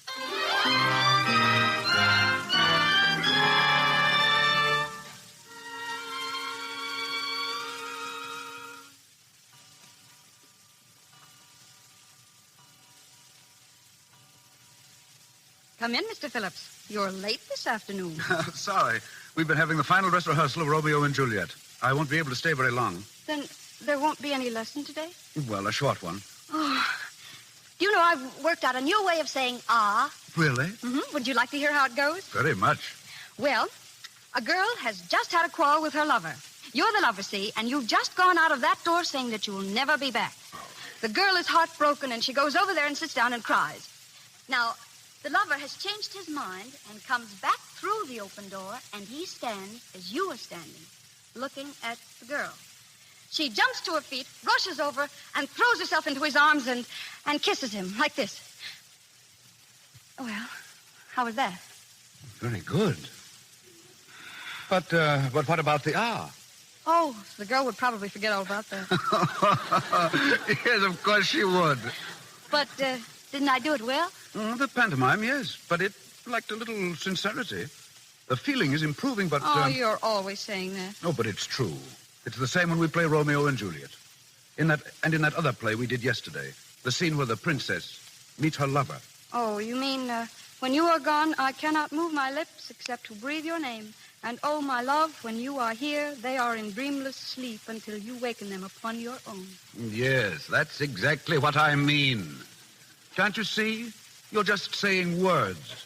There's no lover standing before you. Well, I tried it last night when I was alone, and it seemed to go all right. Look, forget all about me. Close your eyes. Now picture your lover before you. Picture the man you love more than anyone else in the world. Now, again. When you are gone, I cannot move my lips except to breathe your name. And, oh, my love, when you are here, they are in dreamless sleep till you waken them upon your own. Yes. Yes. Did you like it? Glorious. It's incredible what you've learned in 3 months. You're really pleased with me? Pleased with you? Of course I am. Soon there won't be anything left for me to teach you. Oh, no. You mustn't say that. I beg your pardon? Well, I mean, I'm sure there will always be something for me to learn. I'll never know as much about the theater as you do. No, about the theater, perhaps not, but voice, technique. You could step on the stage tomorrow. Oh, marvelous. Have you told that to Mr. Matthews? No, I haven't. Why not? Why, I never discussed you with Mr. Matthews. That's strange. I think he'd be interested in how I was getting along. Haven't you been keeping him informed? Why do you say that? Oh, I'm sorry. I merely thought that... What? What were you thinking? I was thinking we aren't getting on with our lesson. You'll never learn to act this way. Maybe I'm learning something else. Shall we do the exercises now? If you want. Why don't you like to talk about Gregory Matthews? What? Who said I didn't? But you never do. Gregory Matthews is a splendid actor and my employer. I have a great respect for him. We'll try the REA exercise first. All right. REA. REA. REA. Does Mr. Matthews do this every day, too? Of course. Speaking is like singing. The throat must be kept open and free. Now, the may, me, my, mo, moo. May, may, may, may. Me, me, me, me. Do I do that as good as Gregory Matthews? You can't do anything as good as Gregory Matthews. My. You needn't be quite so loyal to him. That isn't loyalty, that's a fact. Mo. Mo. There's some things more important than facts. What? Mother facts. Moo. Excuse me. Hello? Yes? Oh, he's here. It's for you, the theater. The theater? Oh. Hello. Oh, hello, Mr. Matthews. Yes. What? How? What happened to her? Good Lord. Well, what about Geraldine Day? What? Well, I don't know who... Yes, I do. I do know someone. Elsa Carling. What is it? Shh. I said Elsa Carling. Of course she can. Listen to me. She can do it. She knows it backwards. I know she can. What can I do? Be quiet. Hello. I'll bring her right over to the theater. Right away. Goodbye. Get your hat. What? Your hat. Our leading lady has been taken sick, and her understudy can't be found. Well, what has that got to do with me? It's got everything to do with you. Don't you understand? They can't find a leading lady who knows the part. You know it. You're going to play it. Play what? Romeo and Juliet with Gregory Matthews. Oh.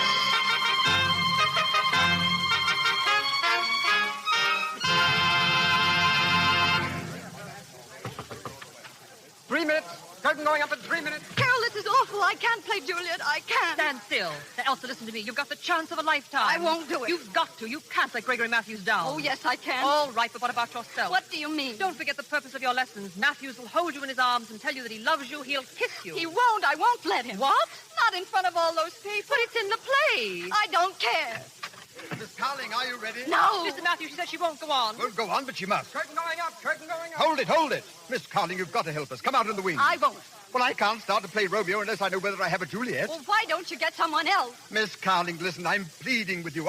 Gregory Matthews. Oh, if I only had a chance to think. There's no time to think. You've got to act. Come on, will you come, or do I have to carry you? Mr. Matthews! Come on. No. Put me down. I can't do it. I'll die. I know I'll die. Well, of course you will. Juliet always dies, but not until the last act.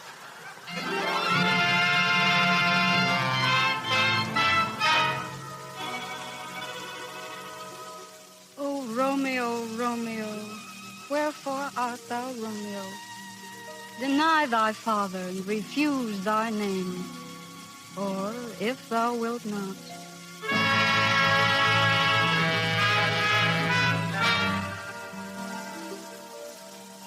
How if, when I am laid into the tomb, I wake before the time that Romeo comes to redeem me? There's a fearful point.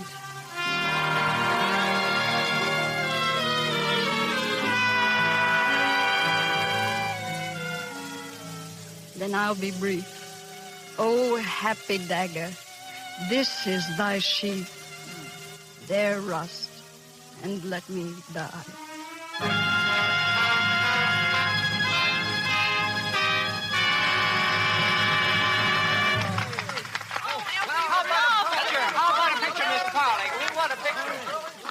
Thank you. Outside, everyone. Miss Carling must rest. Outside. I want the story, Elsa. Excuse Yes, it. Sonny. Not now, Arnie. Leave her alone. Miss Carling. Oh, Oh, Mr. Phillips. May I congratulate you? You were wonderful. Oh, thank you. One of the finest Juliets I have ever seen. 11 curtain calls. 11. Elsa, you were magnificent. From you, Mr. Matthews, that's a great compliment. Yes, but in our love scenes, you turned away.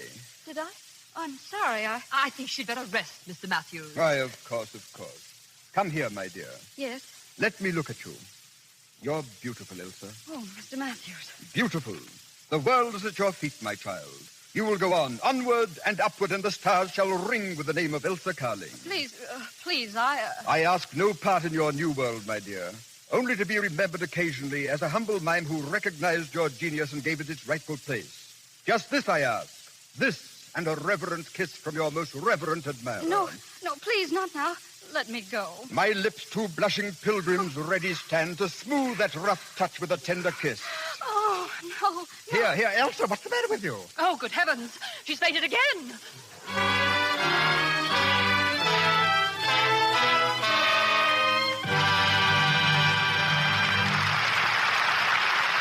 pause for station identification. This is the Columbia Broadcasting System.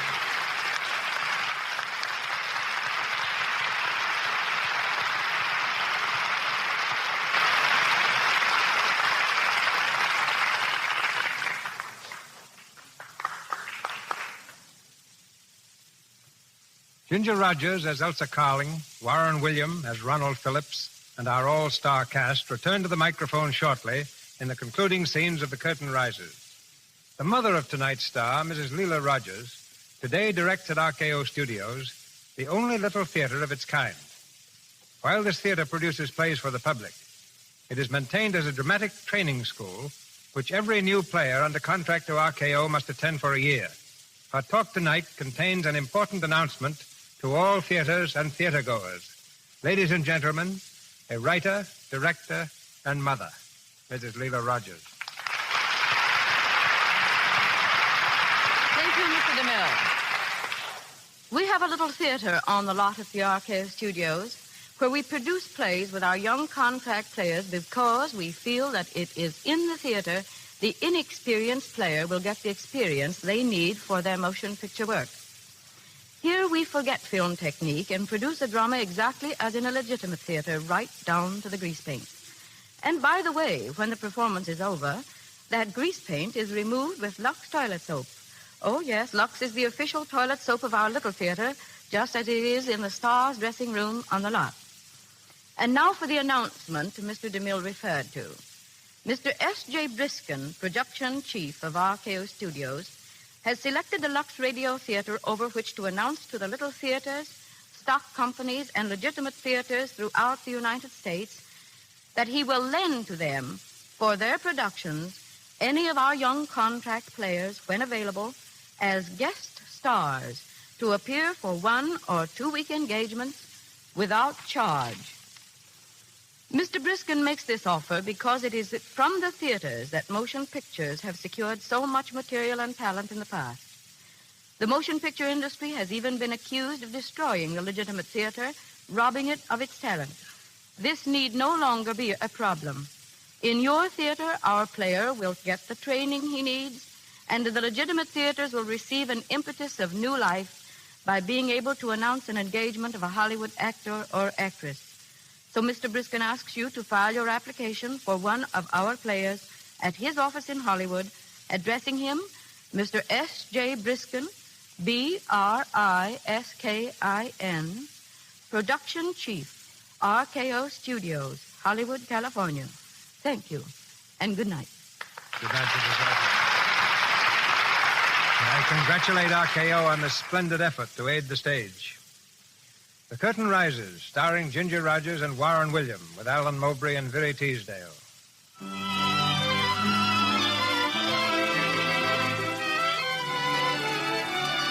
Elsa's night of triumph ended when she fainted in Gregory Matthews' arms. The following morning, her studio room has the semblance of a florist shop. And as she reads her telegrams of congratulation, Anna enters carrying 2 more bouquets. Miss Carling. More flowers? Let me see quick. Oh, with love from Gregory Matthews. Oh, dear, who's the other one from? Mr. Arnie Saunders. Oh, Arnie. Anna, are you sure nothing came from Mr. Phillips? Not a thing, miss. See who it is, Anna. Yes, miss.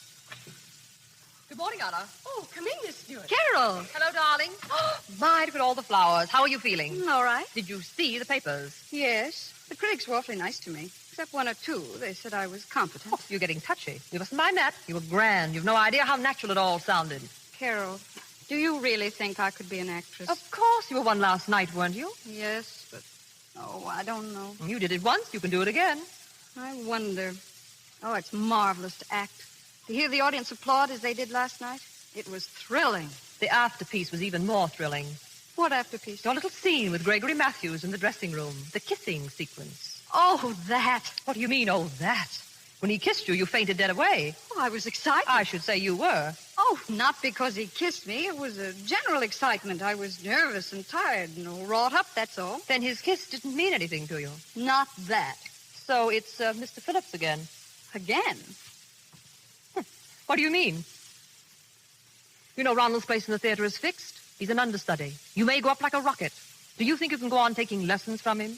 Of course. Ronald knows so much more than I do. He may have other ideas about that. I don't understand you. Elsa, if it's a career that you're after, then everything is all right. But if what you want is love, then I'm sorry you made such a success last night. I don't agree with you at all. I'm sure Ronald is very proud of me, and we can go right on with our lessons just like before. For how long? Oh, I don't know. I feel much more confident now. Oh, good morning. Good morning, Win. It's Arnie and Stephen. Hello, Elsa. I tried to keep this news hawk out, but he's too persistent. That's all right. It better be. You know the power of the press, my girl. Now, what about that story? Oh, not now. I can't concentrate yet. All right, then. What about having dinner with me? I can't. Oh, let her alone, Arnie. Now, don't give me that, my girl. This is the greatest story of the year. Unknown girl makes good. Please don't, Arnie. That was only a freak performance. I'm only taking lessons. You mean to say you're going to go on taking lessons? Of course. Well, I'll say that little professor of yours knows how to teach. Let me print this story, and all the girls in New York will be crazy to take lessons from him. No, Arnie, you mustn't. Why not? Because it would give her a lot of publicity which she doesn't want. But I thought publicity is just what an actress needs. But I'm not an actress. At least not yet. I'm not even sure that I want to be. Well, that makes a good story, too. May I print that? No.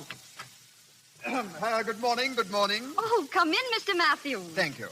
I had to drop by and see how you were feeling, Miss Carling. Oh, I'm fine this morning. You know everyone here, don't you? Of course, Good of morning. course. How do you do, Miss Stewart? Well, my Juliet. Wasn't she perfect, Mr. Saunders? Swell. Everyone is talking about her. And what did you think of me? Okay. I thought you were a superb Romeo, Mr. Matthews. Thank you, thank you. It's my favorite role, you know. All romance and fire. Ah, those magnificent lines. That man, Shakespeare. How well he understood what we actors need. Don't you think Elsa was marvelous in the balcony scene? Charming, charming, yeah. How was my voice in that scene, Mr. Saunders? Yeah. What did you say? Yes. Yeah. It's difficult seeing that. You see, I am talking up. The head is thrown back and the throat muscles are constricted. That is where technique comes in. And you really think I came through all right? Yes, marvelous, marvelous. Really, I couldn't believe it. I told you I was going to work hard. Yes, but it's almost a miracle that you performed in so short a time. Oh, Elsa loves to study. Miss Carling, do you remember what I said the first time you spoke to me about this? What do you mean? Well, I told you I would not give lessons to anyone regardless of what they offered me.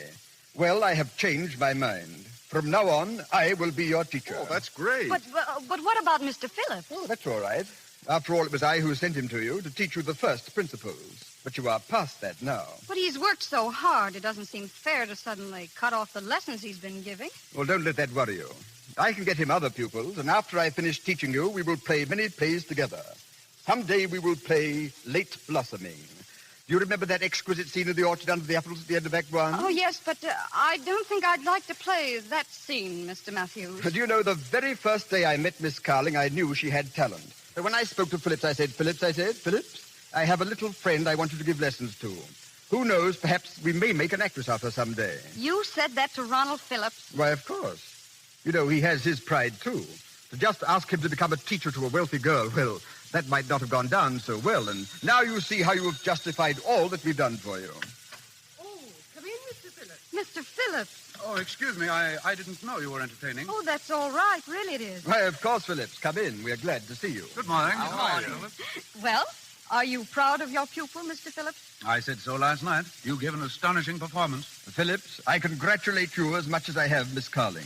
You have justified everything that I've said about you. Thank you, Mr. Matthews. That's high praise. Let me add my congratulations, too. And mine. You teach well, Mr. Phillips. Just to think of our Elsa becoming a star overnight, thanks entirely to you. No, that's very kind of you, but I think you're giving me entirely too much credit. And if you'll permit me to say so, to Miss Carling, too. She isn't a great actress yet. Oh, I thought Elsa gave a beautiful performance. So did I. Oh, now, don't take Phillips too seriously. You know, a little professional jealousy. No, Mr. Matthews, there's no professional jealousy. I'm trying to be completely honest with Miss Carling.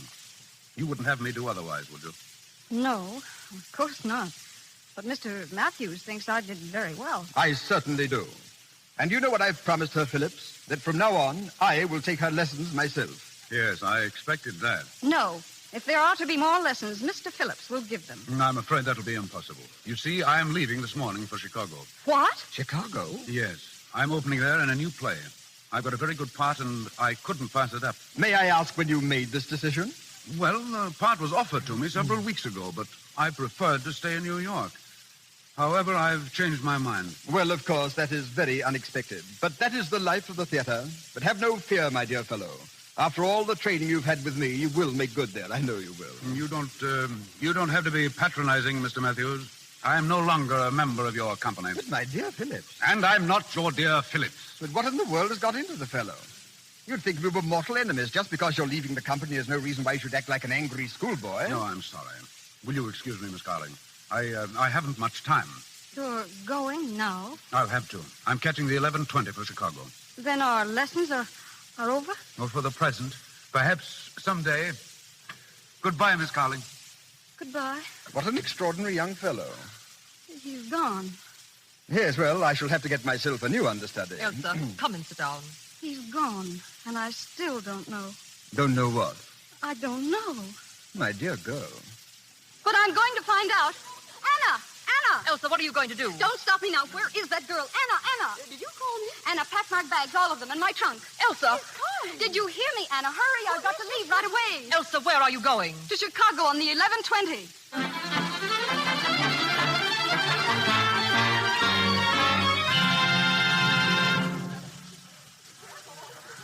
11:20 to Chicago. 11:20 to Chicago on track 24. Track 24. 11:20. Here you are, sir. Section 14. Leave the large bag down here. Yes, sir. Here you are. Thank you, sir. Thank you.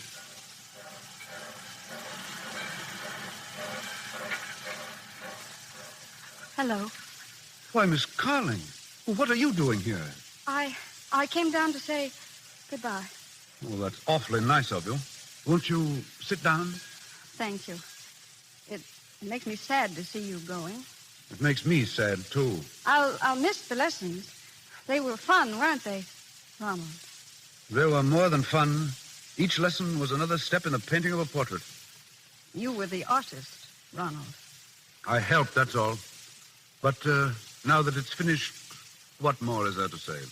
You've been wonderful in all that you've taught me. No one could have made me act the way you did.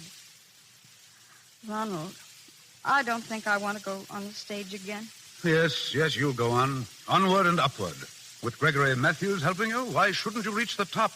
Tell me, Ronald, why did you suddenly make this decision to leave New York?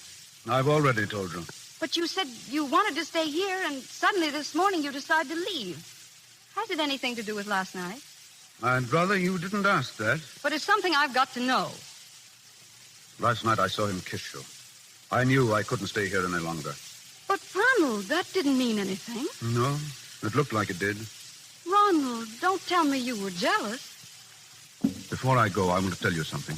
We may never meet again, and perhaps that's why I'm telling you. I love you. For weeks I've loved you. In the scenes we played, when I held you in my arms, it wasn't the teacher, it was me. And when you kissed me in those scenes, I know it meant nothing to you, but I'd leave with my heart singing. You love me? I'll never stop thinking about you as long as I live. I'll never stop seeing you in my dreams and hearing your voice in every other voice. Ronald, I love you, too. You love me. Of course. Why didn't you tell me all of this before? But I thought you and Gregory Matthews... Oh, Ronald, darling, please stop being an understudy.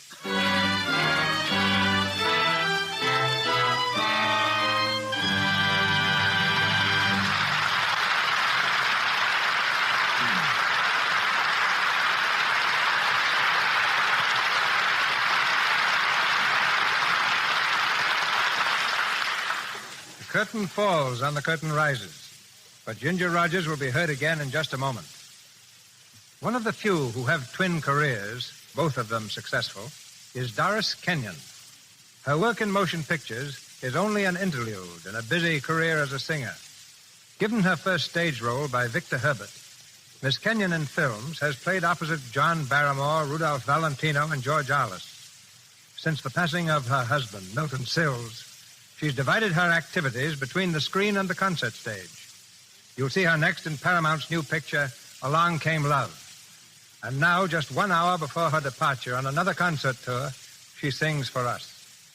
Ladies and gentlemen, Miss Doris Kenyon.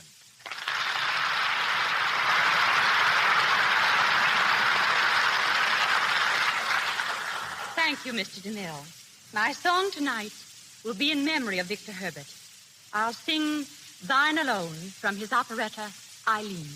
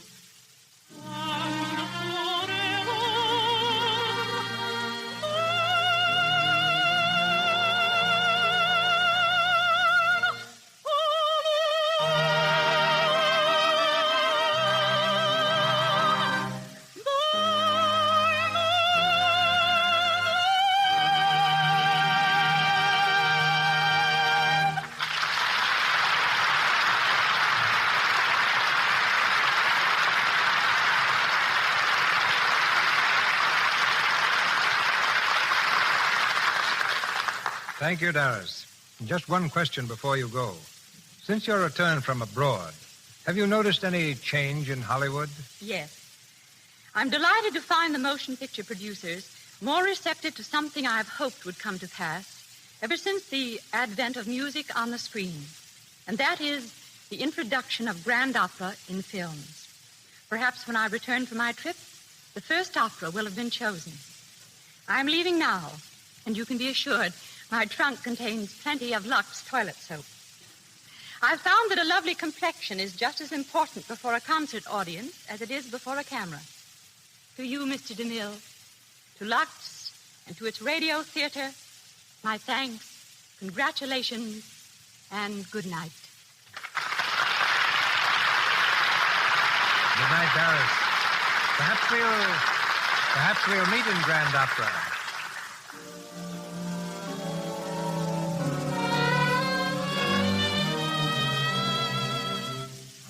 music you're hearing is from Ginger Rogers' current picture, Swing Time, and gives me an opportunity I'm going to take advantage of right now. Miss Rogers, may I have this dance? Why, Mr. DeMille, so sweet of you to ask me. So brave of you to accept. Let's dance closer to the microphone. People are entitled to hear what we say. What's your next picture going to be? Stepping Toes. Stepping Toes? Ginger, you're making me self-conscious. What follows that? Mother Carries Chickens. And that will be quite a change for me. No songs or no dances. Dancing, you know, can be pretty hard work sometimes. All right. I can take a hint. I can tell you. Let's set this one out. Oh, no, dancing isn't that hard. Gary Cooper lost 8 pounds working for me in the Plainsman. He never danced once. How did he do it? Running away from Indians? No, running after them. You ought to see the Indians. They're just skin and bones. Well, I'm telling you, the Vanishing Red Men would vanish faster if they had to rehearse the way Fred Astaire and I do. Every number we dance is preceded by about 30 hours of rehearsal. That's quite a strain, but I love it. As soon as Mother Carries Chickens is done, I hear rumors that I'm going to do a film in Technicolor. At least I hope so. And now, Mr. DeMille, may I thank you and Lux Soap for a very delightful evening. Thank you for a delightful performance. And the dance.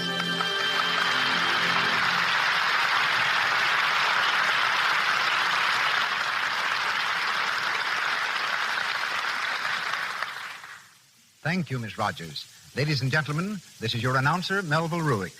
In a moment, Mr. DeMille tells us of next week's play and stars. Tonight, our cast included the following players: Alan Mowbray, Veery Teasdale, Frank Nelson as Stephen, John Gibson as Arnie, Leora Thatcher as Anna, and James Eagles as Callboy. Ginger Rogers and Mrs. Leela Rogers appeared through courtesy of RKO Studios. Warren William through courtesy of Emmanuel Cohen. Alan Mowbray, RKO Pathé, Mr. DeMille, Paramount, and Louis Silvers, 20th Century Fox, where he wrote the musical score for the new film Ladies in Love. May I refer you now to Mr. DeMille. In the Casper Milquetoast School of Comedy, Frank Morgan is without peer. Next week in the Lux Radio Theater, you will hear Mr. Morgan playing the role of timid, mild-mannered Ambrose Applejohn. And what happens after Ambrose dreams that he's his pirate ancestor come to life again, the swaggering buccaneer, Captain Applejack.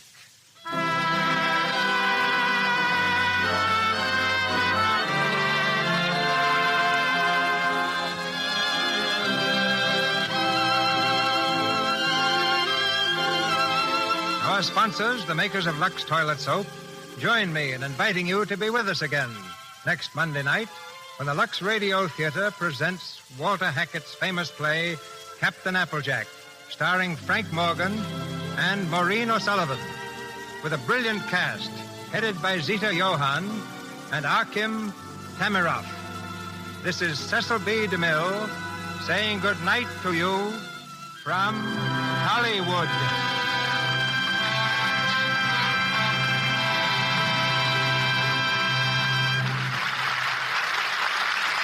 This is the Columbia Broadcasting System.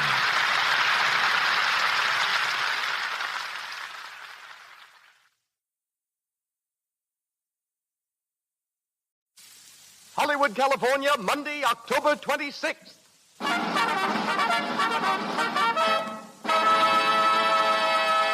The Lux Radio Theater presents Robert Taylor and Olivia de Havilland in Saturday's Children.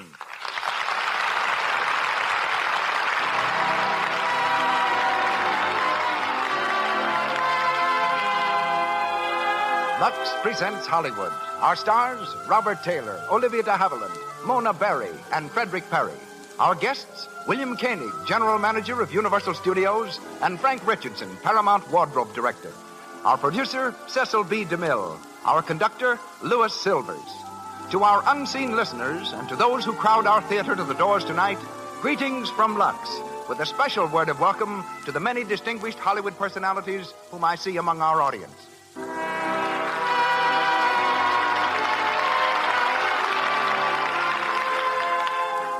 Here's a tip to every woman listening in. Follow the examples set by all the leading motion picture studios and make Lux Flakes the official wardrobe care in your home. Wash your woolens, silks, cottons, rayons, and linens in Lux. They'll look like new so much longer, And since Lux Flakes do away with cake soap rubbing, and because there's no harmful alkali in these safe, gentle flakes, your clothes will wear so much longer. For appearance, for economy, always use Lux Flakes. And now, Hollywood's leading citizen comes to the microphone. Our producer, ladies and gentlemen, Mr. Cecil B. DeMille.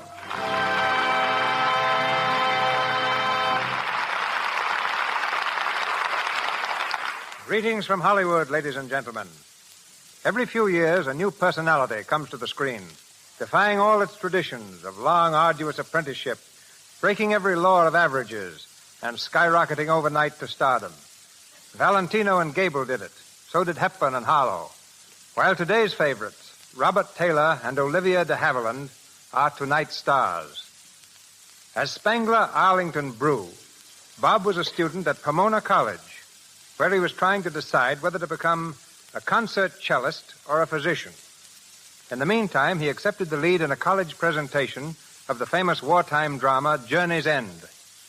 A Metro-Goldwyn-Mayer studio scout saw him and talked of a screen test. Not long after, Spangler's father died, and he went back home to Beatrice, Nebraska, planning to work in a gas station. It was at his mother's insistence that he went to Hollywood and reported to the studio. He walked out with a contract, a new name, and, more important, the confidence of Louis B. Mayer. That, briefly, is Robert Taylor's biography, the next chapter of which finds him opposite Greta Garbo in Camille. Olivia de Havilland is a Max Reinhardt discovery. Engaged as an understudy for Reinhardt's stage production of A Midsummer Night's Dream, she was selected by the famous impresario to play the role of Hermia in the screen version. This opportunity was all Olivia needed. As the heroine of Captain Blood, Anthony Adverse, and The Charge of the Light Brigade, she is now internationally known. For her debut in the Lux Radio Theater, she plays the part of Bobby Harrington. Robert Taylor is heard as Rims O'Neill. Mona Barry as Florrie, Fred Perry of the original cast as Mr. Harrington, and Maxwell Anderson provides the play Saturday's Children.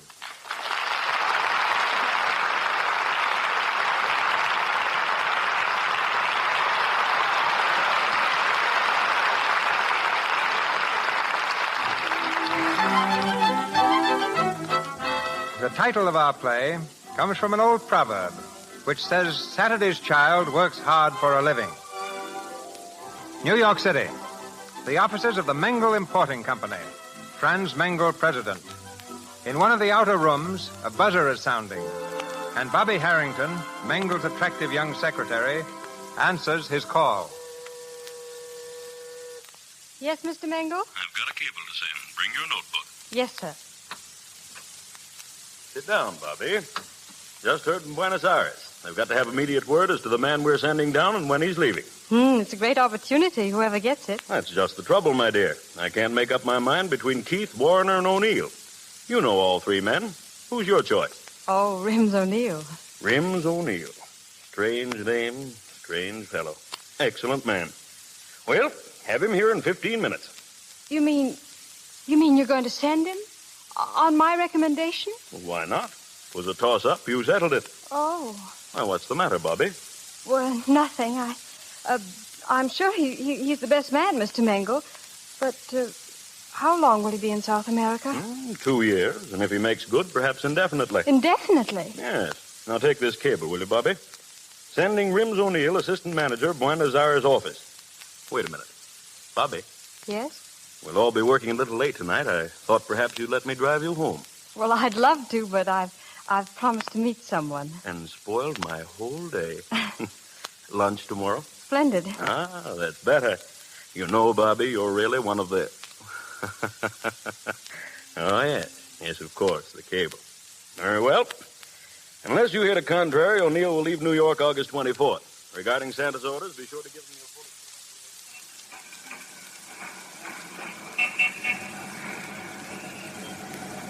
Stairs, please. No, lady, number 5 bus. Number 5. Yes, You know, Bobby, I'm sort of glad we both had to work late tonight after all. What changed your mind, Rims? Riding home like this on top of a bus? Why not? It's kind of nice. Hey, you sure you're not in a hurry to get home? We can grab a cab, you know.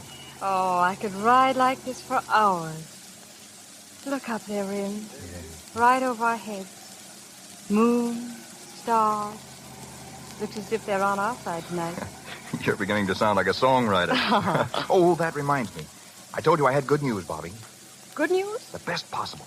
Now, hold on tight. It's coming. Mengel is sending me to Buenos Aires. Oh. There's a boat going in 2 weeks, and I'm on it. Assistant Manager O'Neill. That's me. Oh, Rims, I'm so happy for you. Thanks. It's the best break I got since I met you. I'll miss you, Bobby. You'll be there a long time, Rim. It's so easy to forget. Well, it will be for you. Well, that's the way it should be. Forget me. I'm talking too much. I guess it's the motion of the bus. Don't stop. Why should I forget you? Well, the best reason in the world. Mengel, the boss. Why not? He's worth plenty and not a bad guy. A little old, maybe. He asked me to marry him. Marry him? Mm-hmm. Well, when's it coming off? Never. Oh, now, wait a minute. You can do an awful lot with a bankroll like Mengel's. You better think it over. Haven't I, though? Look at me, Bobby. I won't be seeing you for a long time. Maybe never. It's like you always say, anything can happen. I don't know how to put it. I think I'm pretty quick on the trigger, and yet when it comes to... forget it. Say it, Rims. Please say it. Okay, here it is. It's 81st Street, and our stop. Hang on, here's where we get off.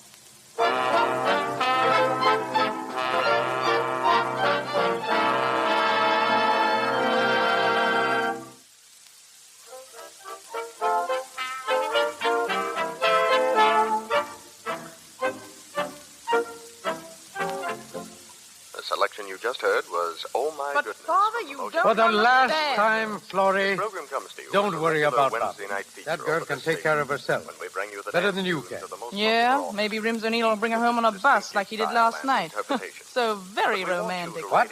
Oh, nothing. Oh, stop worrying. She'll be home soon. And turn off that radio. All right. After all, Father, she's my sister. Some member of the family's got to take an interest in her. At times you're very droll, my dear. Florrie, I'm terribly fond of you. You're such an interesting girl. So little sincerity, so much curiosity. By the way, where is your husband? Willie's home. Minding the baby? Yes. I thought so. Poor Willie. Sometimes, Father, I don't know what to make of you. You say I'm insincere. Well, if that's the truth, why am I so against Bobby going with her boss? I don't know, but there's a catch somewhere. Of course there is. Mr. Mengel's too old. All he thinks of is business. He's never home. Oh, sit still, Father. I'll answer. Hello. Oh, yes, Rims. No, she isn't. Well, we're expecting her any minute. Oh, I don't know about that. You see, she's just coming home to dress. She's got a date tonight. Florrie. Shh, Father. Oh, that's a shame. Of course, she'll be glad to see you, Rims, but she won't have much time. Yes, I'll tell her just as soon as she comes in. What? Oh, you'll call back in half an hour. Okay. Well, if I don't see you, lots of luck in Buenos Aires. You are going, aren't you? Splendid. Yes, well, goodbye. Florrie, why did you tell that young fellow Bobby was going out? You know she isn't. Hello, everybody. Bobby, dear. Oh, hello, Bobby. Didn't you come in? I haven't seen you for ages. One kiss is plenty, my sweet. How's the baby? Oh, fine. Dinner? Hours ago. Bobby, Yes, Florrie, with Mr. Mengel. He talked to me for hours, and I didn't hear a word he said. Bobby, the least you could do would be to... He'll say it over again. He won't mind. And if he does, he can always fire me. Someone just phoned you, my dear.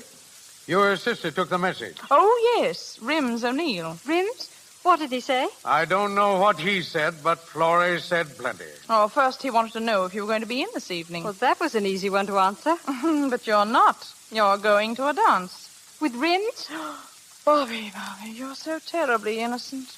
I told Rims someone was taking you to a dance. Florrie, you couldn't. Now, don't get hysterical. Why, tell him you're going to be at home sitting on the edge of a chair waiting for him to call. But that's not so, Florrie. Yes, well, now run along, Father. There's something I want to say to Bobby. Again? Oh, very well. Let me know when you're ready. I'll drive you over to your place. Listen, Florrie, what right did you have telling Rims Now, that take a tip from your big sister and remember this. If you want a man to get interested in you, just let him see you going right out the front door with somebody else. Now, leave everything to me, Bobby, and before you know it, Rims O'Neill will be proposing. You're rather tiresome tonight, Florrie. Even so, I'm not through. Now run along inside and put that new black velvet on. You were going to a dance. When Rims calls again, well, tell him to meet you someplace. Nice, quiet place. Tell him you've got a date with Fred, but you'll try and break it.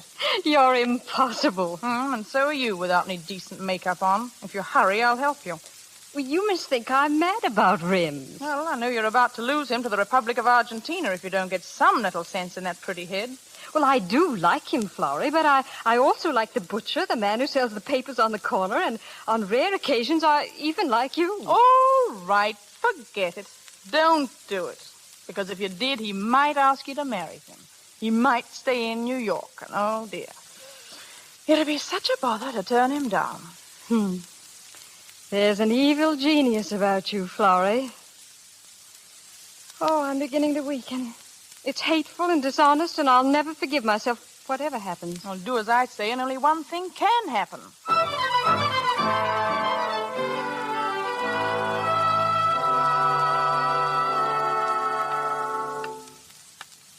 Hurry up, Bobby. You've been dressing for hours. All right, but you insisted on the black velvet. Florrie, stay away from that phone. Hello? Oh, hello, Rims. Well, I was, but... Yes, 10 o'clock? Oh, I'm quite sure I'll be able to break away. Oh, no, don't bother. I'll take a cab. Where? Sancho's? Splendid. Goodbye, Rims. Well, you heard, Florrie. Sancho's at 10. I'd better leave now. Well, let me look at you. Yes, you're really a beautiful girl in velvet. I'll say goodbye to Father. Oh, just a minute. Darling, if the dress should fail, and if you knew just half a dozen sentences that would make Rims propose, would you say them? Of course I wouldn't. Well, Florrie, he's sailing Saturday. Well, it's so easy. Look, dear, I'm writing it down. Can you read my shorthand? I, too, was once a struggling young secretary. Yes, I can read it. Then you're going to take this little card and put it in your purse. And when you're in some nice, secluded corner in Sancho's, you're going to open your purse for a handkerchief. And then you're going to leave the purse open so you can see the card. Oh, Flora, you're priceless. I'm beginning to enjoy you. Well, now for the bylaws. Rule number 1. Remember to cry. Well, I can't cry on order. Oh, yes, you can, my dear. He'll ask you what's the matter, and then you'll say these words written in my fine Italian shorthand. Oh, I'm so tired of everything, Rims, and I'm afraid I'm not very good company. And he'll say, oh, yes, you are, at which point his arms will go round you. Nothing to it, is there? No, it gets easier all the time. You just turn your face away and say, Rims, dear, sometimes you're the only person in the world I can talk to, and sometimes I can't bear to talk to anyone else. I'll do nothing of the sort. Then you continue, Bobby, watch me while I write this, won't you? You say, Rims, don't you ever get tired of poor me? Ever? And then he'll say, never. Very simple. Of course. You're such a darling, Rims, and it's going to be so awfully hard. What is? That's just what he'll say. What is? And you'll reply, well, marrying somebody else. Now, that'll shock him for a few seconds. Bobby, are you getting married? Oh, Rims, a girl has to get married sometimes, you know. While she's got a chance. Florrie, when you die, I'm going to have you mounted for the museum. Oh, I'm not through yet. Listen, Rims will ask you how many proposals you get in a week. Well, some variation on the theme. Yes, and your response is, I've had 2 proposals every other week for 2 weeks or something. And he'll look at you soulfully and whisper, now, kid, you don't mean you're set to marry somebody. And you'll say... Oh, no, I won't. Oh, yes, you will. And you'll say, Fred or Bill or Johnny wants me to marry him, and he's awfully in love with me, and I don't want to go on working forever. Whereupon Rims comes through with the closing lines, well, Bobby, if you're getting married this season, why not marry me? And there you are. He'll never say it. Why not? Because he isn't a sap, for one thing. And for another, it isn't fair, and I wouldn't do it. My darling, how do people get married? I don't know. I'll say you don't. Here's the card, and don't forget to cry, Mrs. Rims O'Neill.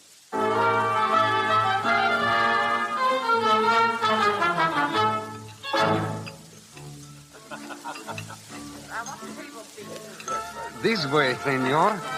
Will this table be all right? Sure, Sancho. Swell. May I take the lady's cape? Thank you. Bobby, you're a dream in that dress. Here, stand still. Let me look at you. You like it? Do I? Why haven't I seen you in that before? Well, I just made it. You made it? Hey, I wish you'd make my clothes for me for a while. I'd have them falling for me from the third-story windows. Oh, any old clothes will do in Buenos Aires. They say they fall very easily down there. Yeah? They say it's the climate. I'll bet the climate can't raise them any sweeter than you are, because they don't come any sweeter. Oh, I've been dying to talk to you. I haven't seen you for a week, you know. Well, it isn't my fault you haven't seen me. Nobody's seen me. I haven't been able to see myself in the mirror the rate I've been traveling. I've learned more about the Argentine in the last week than I ever knew about New York. Principal cities, population, railroads, rates of exchange, taxes, politics. The works. You ought to hear old Juan giving me a quiz. So you're really going? Sure. You know, I don't know a thing about it, but Juan's been coaching me, and I've been studying so hard I haven't had a chance to get away. You know, every night I thought maybe I could get away, and then, well, something came up and I couldn't. Oh, I know. You know, I haven't seen you since, well... Think hard. Gosh, it seems like a month. Just a week ago tonight. Yes, sir, you're right. You mean I haven't seen you since that night on the bus? Really, don't you remember? This thing's got me screwy, Bobby. I wish you were coming along. Well, certainly a nice spring while it lasted, huh? The best I ever had, Rims. Yeah, me too. You know, Bobby, I'll never see a Fifth Avenue bus without thinking of you. Never. You won't see one for a while, though. Yeah, it's true. But a postcard of Grant's Tomb or Central Park would do just as well, wouldn't it? I'll send you one with an X to mark the spot on it. Which spot, though? The route sprinkled with them. Well, where you read your poem to me, for instance. Wasn't much of a poem, if you ask me. Oh, Rims, it was a lovely poem. Well, I thought it was pretty good at the time, but I guess it was pretty bad. I don't think I'll try poetry again for a while. Not till you fall in love again, I suppose. Well, no, I guess not. Well, anyway, it's the only poem anybody ever wrote for me. When Bobby comes to the office, the boss takes off his frown. She wears a coat of powder blue and a powder blue gown. She sits upon her office chair. You always make me think it's good the way you say it. Oh, you've been swell, Bobby. To break a date for me like this, why? But you'll be leaving so soon, Rims. Yeah, that's why I had to see you, to talk with you. About what? Do you think it's a good thing, me going to South America? Well, it's a wonderful opportunity. Yeah, what I mean is, don't you think it's a good thing for a young fellow to see the world a little when he gets a chance so he can kind of make up his mind what he wants to do? Well, of course. Yeah, well, that's why I'm going, really. I'm not so sure it's any great shakes of an opening, but I've never been much of anywhere, and it's a chance well, it's a kind of an adventure, don't you see? Yes, I see. Yeah. Well, that's why I'm going. Yes. And Bobby. Yes? You've been wonderful to me. We did have a nice spring together, didn't we? Yeah. You've been marvelous. Well, it's summer now. Uh-huh. Bobby, could I kiss you just once? Oh, well, if you wish. Perhaps we better run along. Where's my purse? Oh, well, here it is. But it's so early, Bobby.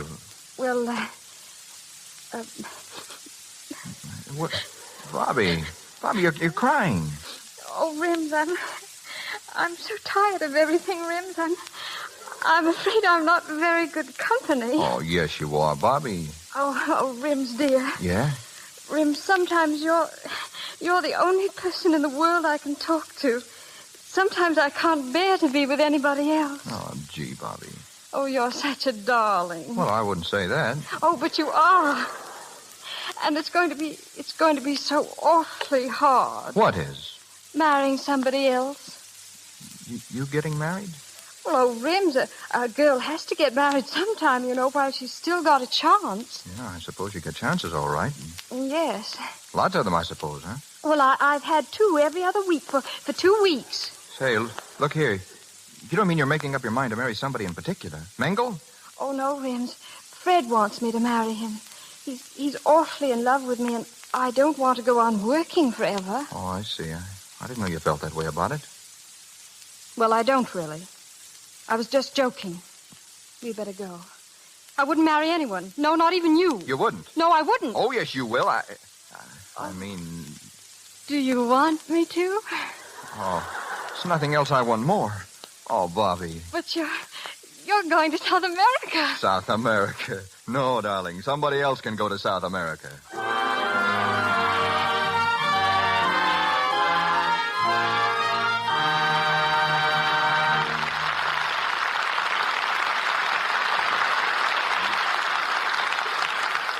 In a minute, we'll go on with the story of Saturday's Children.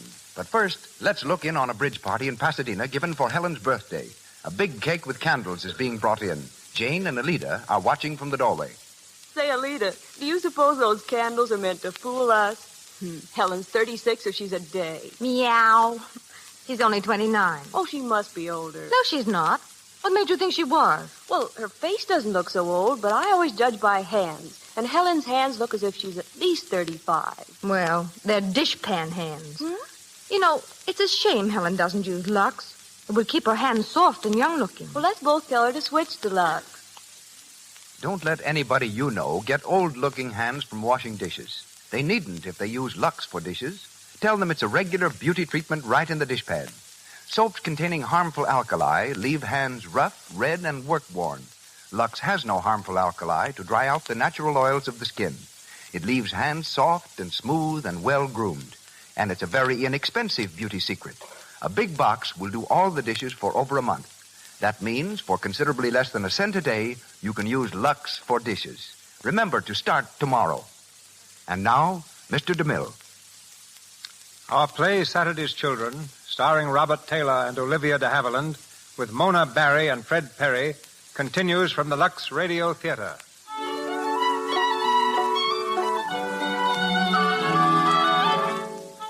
Four months have passed since Bobby put Florrie's scheme to its test, made Rims forget all thoughts of South America, and led the willing groom to the altar. We find the couple in their little apartment in mid-Manhattan. Supper is over, and while Bobby washes the dishes, Rims searches for a cigarette.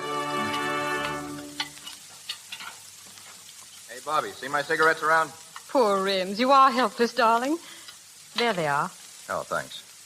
Hey, there's only one left. Well, this morning you said you'd bring home a carton. Forget? No, I didn't forget. Only I was running so low in cash that... But you got paid today. Well, it's all right, honey. Don't bother. Rims, I don't understand. You never seem to have any money. Well, the truth is I made a couple of football bets. Well, I lost. Oh, Rims. Rims, we've got to stick to our budget or we'll never come out even. I went over everything this afternoon. Here it is, Rims. The treasurer's report, and you've got to read it. You see, we get $260 a month. Here, let me see that thing a minute. 60 for rent, 35 groceries, 45 on the furniture, 20 my allowance, 14 insurance, and light gas, ice. Leaving exactly $66 a month. 66? Hey, darling, you're marvelous. Well, I didn't say we could save that much. We've got to have clothes and pay the dentist. But if we don't use some kind of system, it's just going to keep on disappearing. Rims, I'm going to keep note of every cent I spend. Now, if you do the same, well, we can go over it every night and... Yeah, it looks like a lot of swell evenings ahead of us. Oh, please, Rims. Now, wait a minute. You mean you want me to make a count for every penny I spend? Well, must you look at it that way? Well, that's what it amounts to, isn't it? Well, I guess that's that. I'll finish the dishes. Oh, wait a minute. Let me look at those figures. Oh, I thought something was wrong. Oh, it doesn't matter. When you say we get $260 a month, it matters. Well, Rims, I spent all afternoon checking things a dozen different ways. Yeah, but you're still wrong. I get $40 a week. That makes about $170 a month. Oh, what a fool. Where did you get $260? Well, Rims, I must be crazy. I put down 60 a week. 60? Well, you told me Mr. Mengel had spoken about a raise. Well, sure, he spoke about it all right. Well, I kept on thinking about the new salary. I figured everything on 60 a week. Yeah, some difference. Oh, there's just no use, Bobby. Every month we take in $170 and spend $183. Oh, Rims, I wish I hadn't quit my job. Well, we both couldn't work in the same office after we got married. Well, other people do. It wouldn't have mattered. Nothing doing. They'd say I wasn't man enough to support my wife, and they'd be right. But it would double our income, Rims. Don't you see how easy it would be if I took my job back? Double our income? I know that. I know you were making as much as I am. What do you want me to do about it? Rims. Now, get this straight. I won't have you sitting in Mengel's private office all day. It was bad enough before we got married. Don't talk to me like that, Rims. Don't talk to me like that. You're my wife, and you'll do as I say, or... How I loathe that word. What word? Wife. I won't be a wife. It sounds fat and stupid. I wish we hadn't gotten married. Oh, so that's it. I wish you'd gone to South America. Not half as much as I do. Rim. Oh, you don't like to hear the truth, do you? Well, I've had enough of this. I'm going, see? I'm going out alone. Let me have a package of cigarettes. Yes, sir. Right away. I'll get them for you. Hello, Rims. Oh, hello, Willie. How's my little brother-in-law? Where's Bobby? Home, I guess. Well, what's the matter, old man? Something wrong? Anything wrong for a man to go for a walk and stop in at the corner stationery store to play a game of pinball? Well, is there? I'm sorry. I just stopped in at the cigar counter. I thought I'd say hello. All right, hello. Well, if there's anything I can do... Yeah, there's plenty you can do. You and that wife of yours. Keep away from my home. Keep away from Bobby. You don't have to talk so loud, Rim. I guess I'm going nuts. No, I try to reason with Florrie. We shouldn't drop in on you so much. Yeah, last night and the night before and the night before that. I know. I guess Florrie's kind of inquisitive. You don't have to apologize. It's not your fault, Willie. Well, thanks, Rim. If it isn't her father or her mother or Florrie or you, then it's money. If I was only in Buenos Aires, I'd have a home and servants. I'd have a car. What's the use? Is the family so bad, Rim? Well, no more than my family would be, I guess. Well, take it easy, Rim. No, I went through the whole thing. I know. Besides, I got a kid. And a decent job. Well, that'll come, too. Maybe. Last week they gave a party for a man in the office. Al McIntyre. He got me my job. But could I buy a ticket? No. A ticket cost $5. How do you think I felt walking in the office the next day? $5, Willie. 5 measly bucks that had to go to pay the rent. Well, I guess it's just as hard on Bobby, Rim. Yeah, don't you think I feel that, too? She's changed, or I've changed. I can't understand it. All day long I think about her. I think how swell it's going to be to go home and be with her alone. Then when I get home, all I see is bills and relations and a sink full of dishes. That isn't swell, Willie. That's just a flat. And Bobby and I are just two ordinary married people. Then I do what I did tonight. Make a mess of things. Shoot the works. But I can't help it. I hate it, Willie. I hate it. I know, but calm down. Now, take it easy. Get out of my store. I should hear your troubles. Nah, I got my own troubles. Maybe you should hire a hole. Why, you old... Hey, wait a minute now. Getting tough won't help you. Look, why don't you phone Bobby and tell her you're sorry, huh? Phone her, huh? Tell her I'm sorry. Crawl. For what? For being alive? Not me. As far as I'm concerned, Bobby can... Hello. The line must be out of order. Oh, it couldn't be busy for 40 minutes. It's my house. I'm trying to get my wife. Don't you understand? How could it be busy? All right, never mind. Forget it. I said forget it.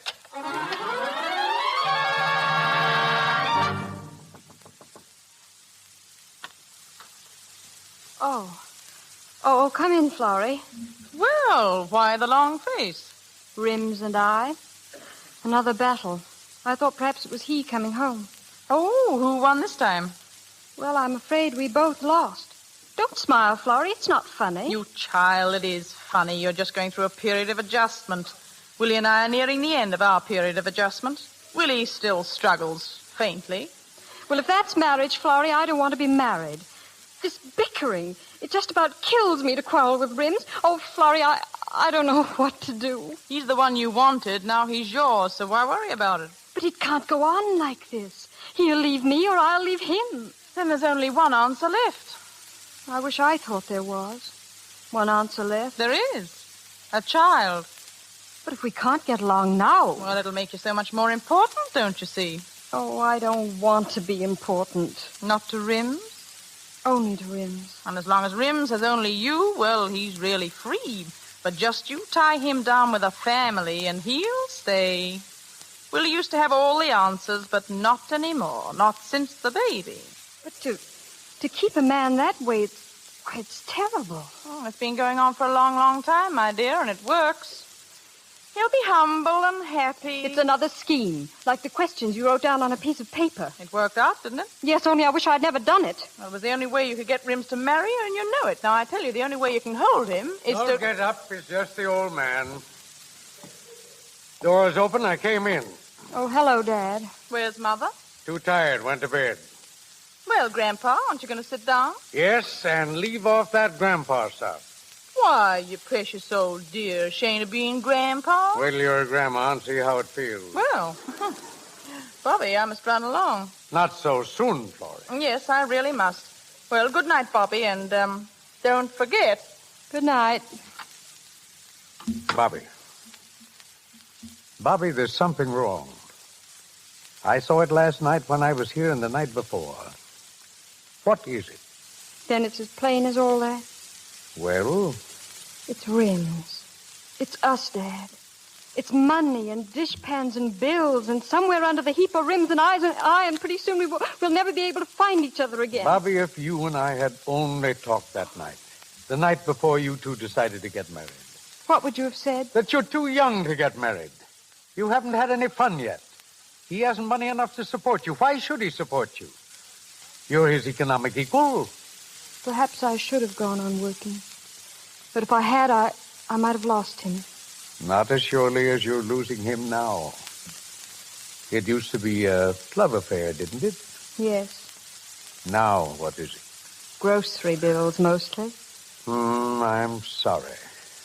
Father, if a woman has a husband and she wants to keep him all her life, then isn't a child the best thing, isn't it? Bobby. It's true, isn't it? Oh, yes. It will hold him. And you, too. You don't understand me, Father. Bobby, what's happening to your honesty? Oh, I'm young and foolish, and Rims is everything in the world to me, and I'm afraid I'll lose him. Think it over, Bobby. Think hard.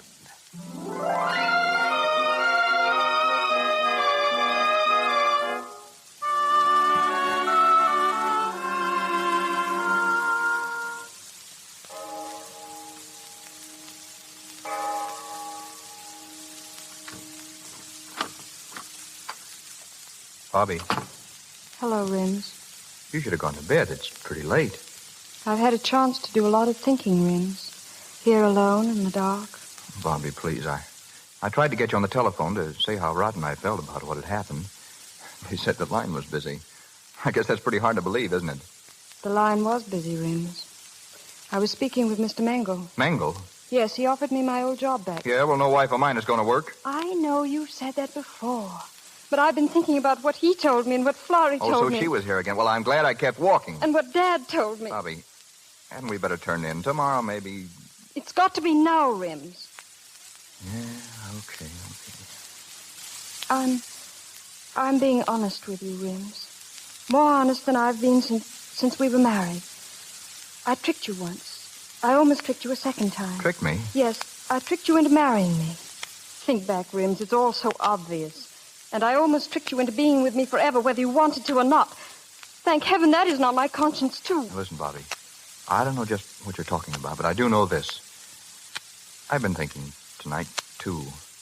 A man gives up a lot when he gets married. As long as he's single, he owns the earth. But when he's married, his time's not his own. His money's not his own. He's got to keep on working, whether he wants to or not. And there's the devil to pay if he spends an extra dime. Whenever I got tired of my job, I used to quit. If I didn't like one town, I tried another. Now I can't. Why not? Because I got a wife and a family. Am I a family? I won't be a wife. I won't be a family. It's me, Rims, me. All right, be yourself. Yes, you gave up a lot, and I gave up a lot to cook your meals, keep this house, and wash your dishes. And every time I get $1 for myself, I have to ask for it. It's degrading. It's your home. It's not mine. It's all yours. You earn the money, so it's all yours. That's right, rub it in. I don't earn enough. Well, you don't. And I know what I can do. Well, you won't work for Mengel. I won't have it. I gave up a lot to keep this place going, and it's going to be the way I want it from now on. That's all I wanted to hear, Rims. I'm going. Bobby.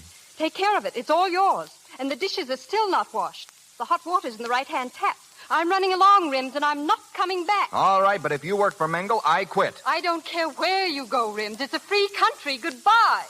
Bobby, don't go. Bobby.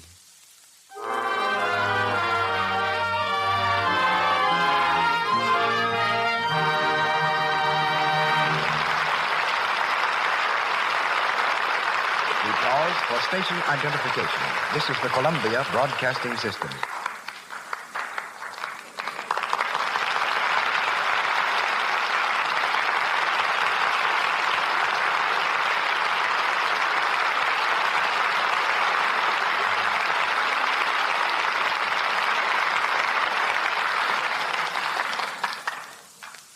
Saturday's Children, starring Robert Taylor and Olivia de Havilland, continues shortly. The population of Hollywood is only 165,000. Yet there is more clothing here than any place, except the garment center of New York. The reason is that every studio must keep a tremendous wardrobe on hand. Dressmakers, tailors, jewelers, beaders, leatherworkers, and shoemakers are constantly filling new studio orders. The results of their labors reveal the history of the world in dress. Tonight, we hear from the wardrobe director of Paramount Studio, who orders 10,000 costumes a year and knows where he can put his hand on every one of them. Ladies and gentlemen, Mr. Frank Richardson. Thank you, Mr. DeMille. It's easy to understand how costumes accumulate in the thousands. A star never wears the same dress in 2 pictures, while when a DeMille film is finished, we usually have to build an annex. You should be used to me by this time, Frank. We've worked together for nearly 20 years. And I think the first job you gave me was the toughest. That called for a silver-plated suit of armor in a day when there were no armors in this part of the country. Geraldine Farrar wore it and Joan the woman. It cost $2,500, and we have it yet. Still, you weren't upset when I asked for 5,000 suits of armor for the Crusades. That's because you gave me the chief armor of the Metropolitan Museum of Art to help me construct them. Aging costumes is actually a lot harder than creating new costumes. To make a new costume show wear quickly, we use blowtorches, sandpaper, oil, stain, and wax. Of course, the greater part of our wardrobe, and this will interest the ladies, is made up of beautiful costumes fashioned from the daintiest and most gorgeous fabrics. That, Mr. DeMille, is where LUX comes in. We found the surest way to safeguard these costumes is by using LUX flakes. And no wardrobe man ever goes out on location without enough flakes to take care of the company's laundry. It's not only best, it's the easiest soap to use. Well, after your success with metal costumes, I hear you're now making them out of glass. Yes, you remember we made the first glass ones for you and Forbidden Fruit. And now we're making glass hats for the dances and college holiday, Jack Benny's new picture. Fashions in materials change almost as often as fashions in clothes. And 2 dresses hanging in the Paramount Wardrobe Department give a good illustration of how styles change. One costume worn by Mary Bryan is from the 1840 period. The other was used by Clara Bow. Mary's dress required 288 yards of materials. Clara Bow's only 3.5 yards. So there you are. Now to you and LUX, my appreciation and good night. Good night, Frank. Good night.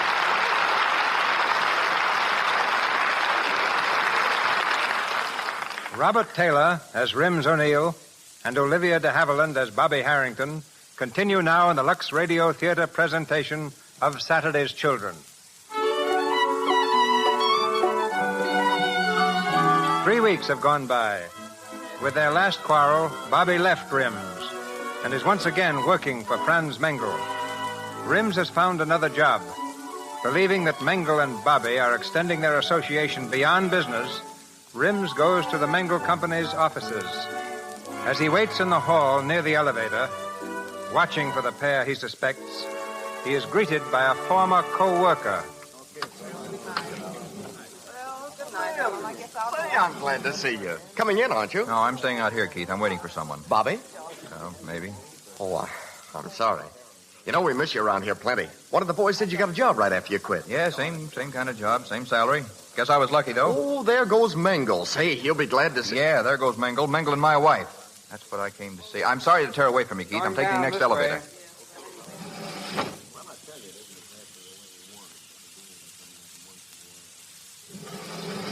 What, get your paper. Johnny, give me a paper, will you? Oh, Mr. O'Neill. Sure. Like old times having you for my customer again. Johnny, did you see Mr. Mengel come out of the building? Yeah, sure. There's his car over there, just pulling it out. I guess you just missed it. Thanks, Johnny. No, I haven't missed him. Hey, taxi. Cab, sir? Yeah, that gray sedan with the chauffeur. Follow it. Yes, sir.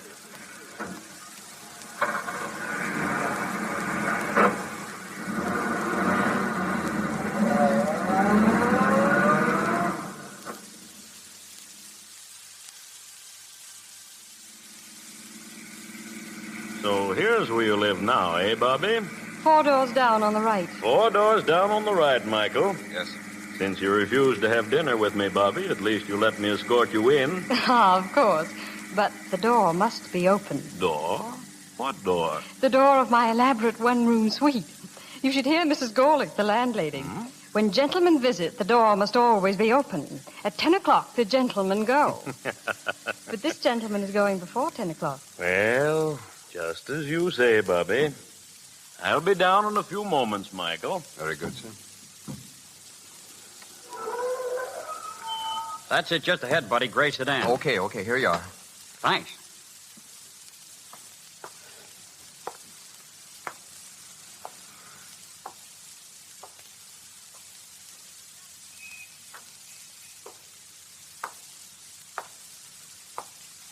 Well, Rims. Picketing the boarding house? Oh, hello, Mr. Harrington. Bobby didn't tell me she'd been in touch with you. Are you coming up? No, I haven't been near Bobby for 3 weeks. I just followed her here. That's Mengel's car over there. He's upstairs. Rims, when are you going to learn that Mengel means nothing to Bobby? Nothing more than a good friend. Well, I've seen what I came to see, Mr. Harrington. Guess I'll be going. If you just wait a second more, you'll see that car drive away. What do you mean? I mean that Mengel brought my daughter home and is leaving. There he goes now. Rims, did you ever think you may be underestimating Bobby? You think I am?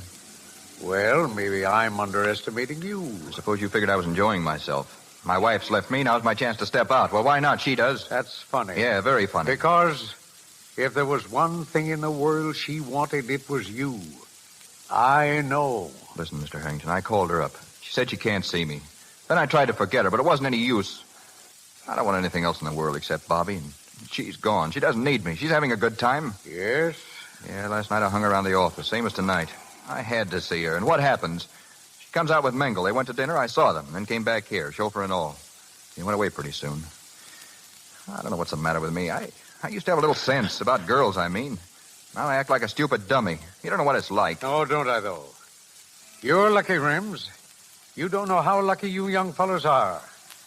When a man's young, he makes love. When he's middle-aged, he makes money, or tries to. And when he's old, well, he makes his soul. I never could make any money to speak of. And I know it's about time I made my soul, but I'd rather be young and make love to a girl who was in love with me. There's nothing like it. Well, if she were in love with him, she wouldn't have gone away. You went away too, Rims. Maybe she left you because she was in love with you. Maybe. Where are you going? Oh, I don't know. I'll be back, I guess. I thought I had this thing all figured out. I'll have to begin all over again. I'm going up to see Bobby now. Join me a little later. I want to speak to her first. She was too proud to see me, Mr. Harrington. You speak of pride. Rims. Rims. Good night. Ah, you poor fool.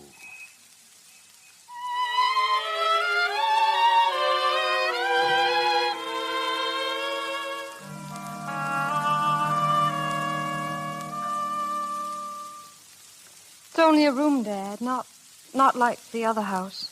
But it's not too bad. Of course not. I lived in a lot of these places before I was married, and they haven't changed the carpet on the stairs of any one of them. Well, it's a good place to be alone in. That's what I wanted. Well, almost 10 o'clock. Well, Bobby, your old room at home is waiting for you anytime you're ready. Oh, I can't go back, Dad. I'll be right where I started, all over again. At least you could close your door there. The landlady insists I keep this open. She still doubts I'm your father. Yes, upstairs, where the door's open. Thank you. Dad, did you hear? Rims, it sounded like Rims. Hello, Bobby. Hello, Rims. Well, my boy, I'd like you to meet a nice girl. My daughter, Mr. O'Neill, a working girl. But she has class. Well, now, if you'll excuse me, Dad. Good night. Good night, Father. I guess you wondered how I found you. No, he didn't tell me. I followed you here, you and Mengel. Oh. Is that why you're here now? No. Then what is it? Oh, I don't know, Bobby. I guess it doesn't matter. That's just what does matter. Yeah? You might at least sit down. Thanks. I hear you have a new job. Yes. How's it going? Okay. Jobs are all pretty much alike. Yeah, sure they are. What business is it? Automatic mooring winches. Oh, yes. Are many of them used? What? These, automatic... Oh, yes, sure, you'd be surprised. Same salary. Really? Yeah. Oh, that's wonderful. I have to apologize for this place. It's not very... Well, you're in it, aren't you? Thanks, Rims. Bobby. Yes? I came here all set to say something, but I can't seem to find the words. What is it, Rims? Well, I came to ask you if you hadn't had enough of all this, and maybe you'd come back home now. No, Rims. What are you going to do? I don't know. Only I'm on my own now, and I'm going to use my own judgment. Such as it is. Exactly. You use yours, such as it is, and you haven't any guardian. Well, I'm sorry. You don't care about me anymore. Yes, I do. You still won't try again. No, Rims. What we wanted was a love affair, wasn't it? Just to be together and let the rest go hang. What we got was a house and bills and arguments. You know what I think a love affair is? It's when the whole world is trying to keep two people apart and they insist on being together. That about lets me out, doesn't it? Does it? Oh, but what feels time, miss? Gentlemen callers mean open doors, and I mean business. Another thing, it's 2 minutes after 10, and I've got to lock the front door. I forgot to tell you, Rims. Thank you, Mrs. Gorlick. Mr. O'Neill was just going. Yes, I know. The gentlemen are always just going. Well, I guess that's that. Good night. When do I see you? Whenever you like. How do I see you? By appointment? Well, I'm not very busy.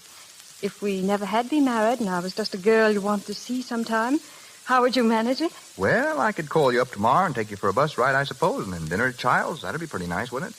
I'd like it. Why don't you? Well, I don't want to go bus riding. Oh, Bobby, won't you come back? We could... You never really wanted to get married, did you? Tell me the truth. I wanted you. Oh, of course you did, but you didn't want a house. I wanted you, but I didn't want a house, and I don't know. How do I know you won't fall for somebody else sometime if you leave here? You don't. Oh. How do I know you won't fall for somebody else? I don't.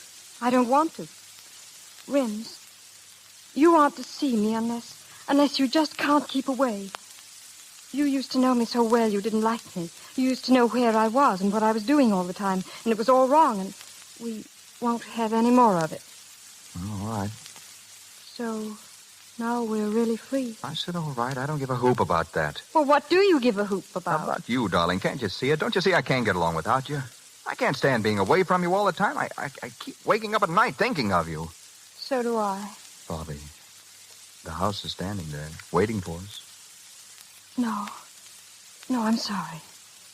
It'll just have to wait. I got you into it in the first place, and you didn't like it. And now we're out of it. But listen, that isn't a bad little house as houses go. Any house is bad enough. You have a house and you get bills and dishpans and quarrels. Is that all you got? Just about. Well, I don't know what you want. Oh, I don't either. I only know what I don't want. All right, I get it. Rims. Oh, never even said goodbye.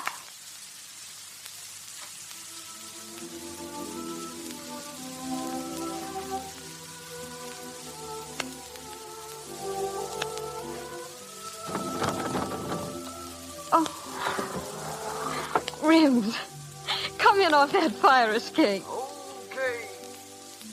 You know, I was just thinking, it's pretty early, and if you wanted to, we could take a bus ride. We used to take bus rides a long time ago. I'd love to, Rims. Bobby, what's going to happen to us? Are we going to get a divorce? If you like. Will you marry me again if we do? Oh, Rims. Oh, Rims, darling. Would you try it all over again? With you, Bobby? Sure. We don't want a house, Rims. We don't want anything, only ourselves. That's about all we have left, Bobby. Only ourselves. Oh, Bobby, darling. There's one thing more that may be left if we hurry. What more could there be? A seat on top of a bus for two.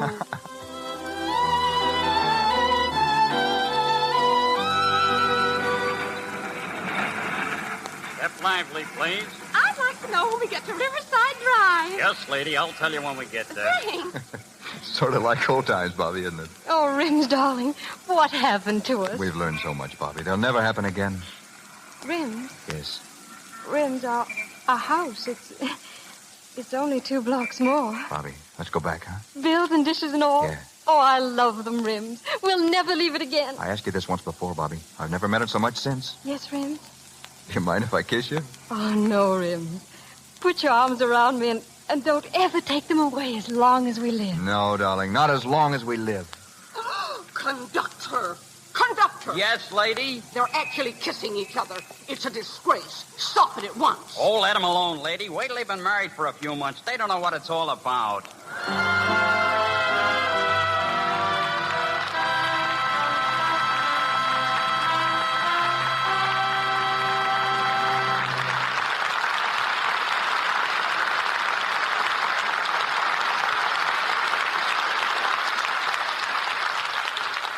We say good night to Saturday's children, but Robert Taylor and Olivia de Havilland will be back in a moment to say good night to us.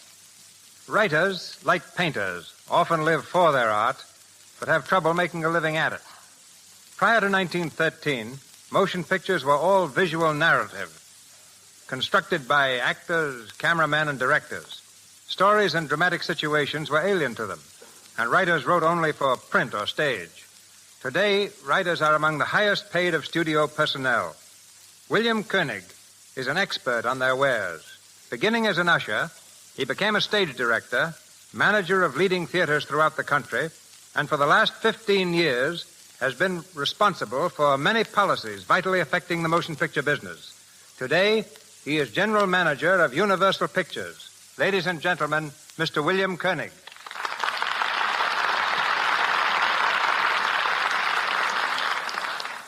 With motion picture producers paying anywhere from $1,000 to $100,000 for a single story, it's no wonder that every writer tries to point his pen toward Hollywood. But the very fact that these tremendous prices are paid is the best indication of the urgent need for good material. To find it, picture studios have story representatives in every major city throughout the world in addition to their Hollywood staff. An interesting sidelight is that during the past 25 years, I know of only 2 suits for plagiarism the studios have had from established authors. Which is why more than 90% of all film material is bought from well-known writers. Once a story is purchased, it is assigned to a producer. He then turns it over to a studio writer for what is known as a treatment. Revisions are begun, other writers called in, and the final scenario may be the work of from 3 to 10 writers. The author of a book or play seldom works on the screen version. An exception is Eric Hatch, who wrote the original story of My Man Godfrey. Mr. Hatch collaborated with Maury Riskin on the screenplay directed by Gregory LaCava. Many scenes in this film were rewritten after the picture was underway, giving it a freshness, sparkle characteristic of all LaCava pictures. Comedies take the longest time to prepare because they're good, prove very successful moneymakers. A screenwriter must put as much action into 70 minutes of film as you would see in a stage play lasting 2.5 hours. In radio, the time element is still more pressing, and the great job being done by Mr. DeMille and the LUX Radio Theater has won the respect of all Hollywood. Along with stories, our other big need is always for new talent. We're trying something new at Universal by going in for promising young players on a large scale. Of our 100 contract players, 75 have never been before the camera. One of them is Deanna Durbin, only 13 years old and already a sensational success on the air. She will be featured in our new film, 3 Smart Girls, with Barbara Reed and Nan Gray, each only 17 years old. Robert Taylor was barred by Universal from Metro-Goldwyn-Mayer for a leading role in Magnificent Obsession, directed by John Stahl. We're proud to have contributed to the success of this young star, who has become one of the most popular personalities on the screen since Valentino. Bob came to pictures from college, and I feel confident that the next few years will find universities actively training students not only as actors, but as writers, directors, and technicians. Many thanks to you all, and good night. Good night, Mr. Koenig. Good night, sir.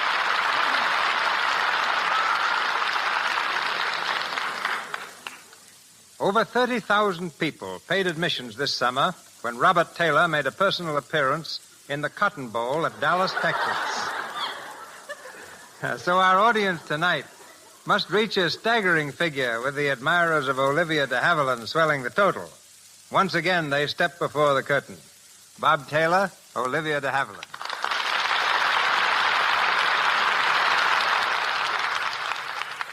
Thank you, Mr. DeMille, but Bob's the one to do the talking. He used to win prizes for oratory. Yes. There's one neat little number I once orated called The Peculiar Position Held by School Teachers in Public Society. I think it began something like this. Cut. We'd much rather hear you play a cello. I guess you've never heard me play the cello. Well, no. The fact is I left my cello in my other suit. Well, then tell us how it feels to be a big romantic hero. What is this? Looks like a conspiracy to embarrass Taylor. Oh, not at all, Bob. Not at all. I hear you get more fan mail than anyone in Hollywood. You've had to hire 4 secretaries to handle it. Oh, please come now. I'm just a small-town boy. I know, from Philly. I'd call Philadelphia a big town. Besides, Bob's from Nebraska. Well, I was born in Philly with an F. Philly, like a little mare. Oh, yeah. One-horse town, huh? Yes. Well, we did things on the radio, though, and 2 other chaps and myself formed a trio, which we called the Harmony Boys. We sang songs for a company selling harvesting machines. Critics called us the curse of the kilocycles. But those broadcasts with the Harmony Boys gave me the confidence to appear on the top show of the air, the LUX Radio Theater. Well, after that tribute to Lux in Nebraska, you ought to say, "Oh, Yasumi Nasai." What's that mean? Well, it's one of the few things I learned as a very small girl in Tokyo. It means good night in Japanese. All right, then. Oh, Yasumi Nasai. And many thanks. And good night in English.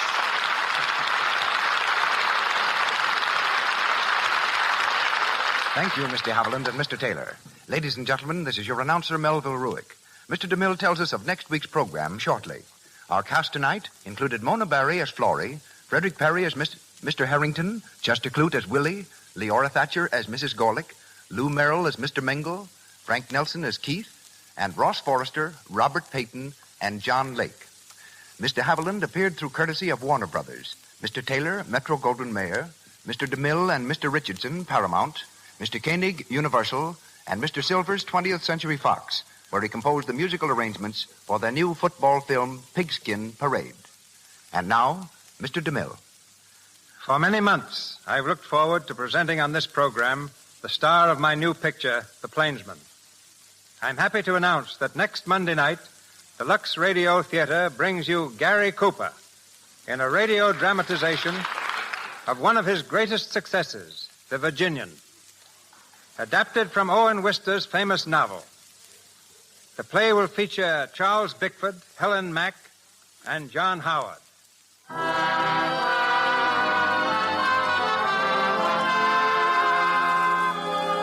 Our sponsors, the makers of Lux Flakes, join me in inviting you to be with us again next Monday night when the Lux Radio Theater presents The Virginian with Gary Cooper and an all-star cast.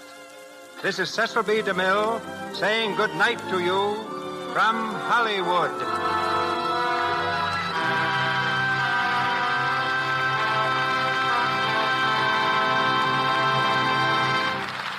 This is the Columbia Broadcasting System.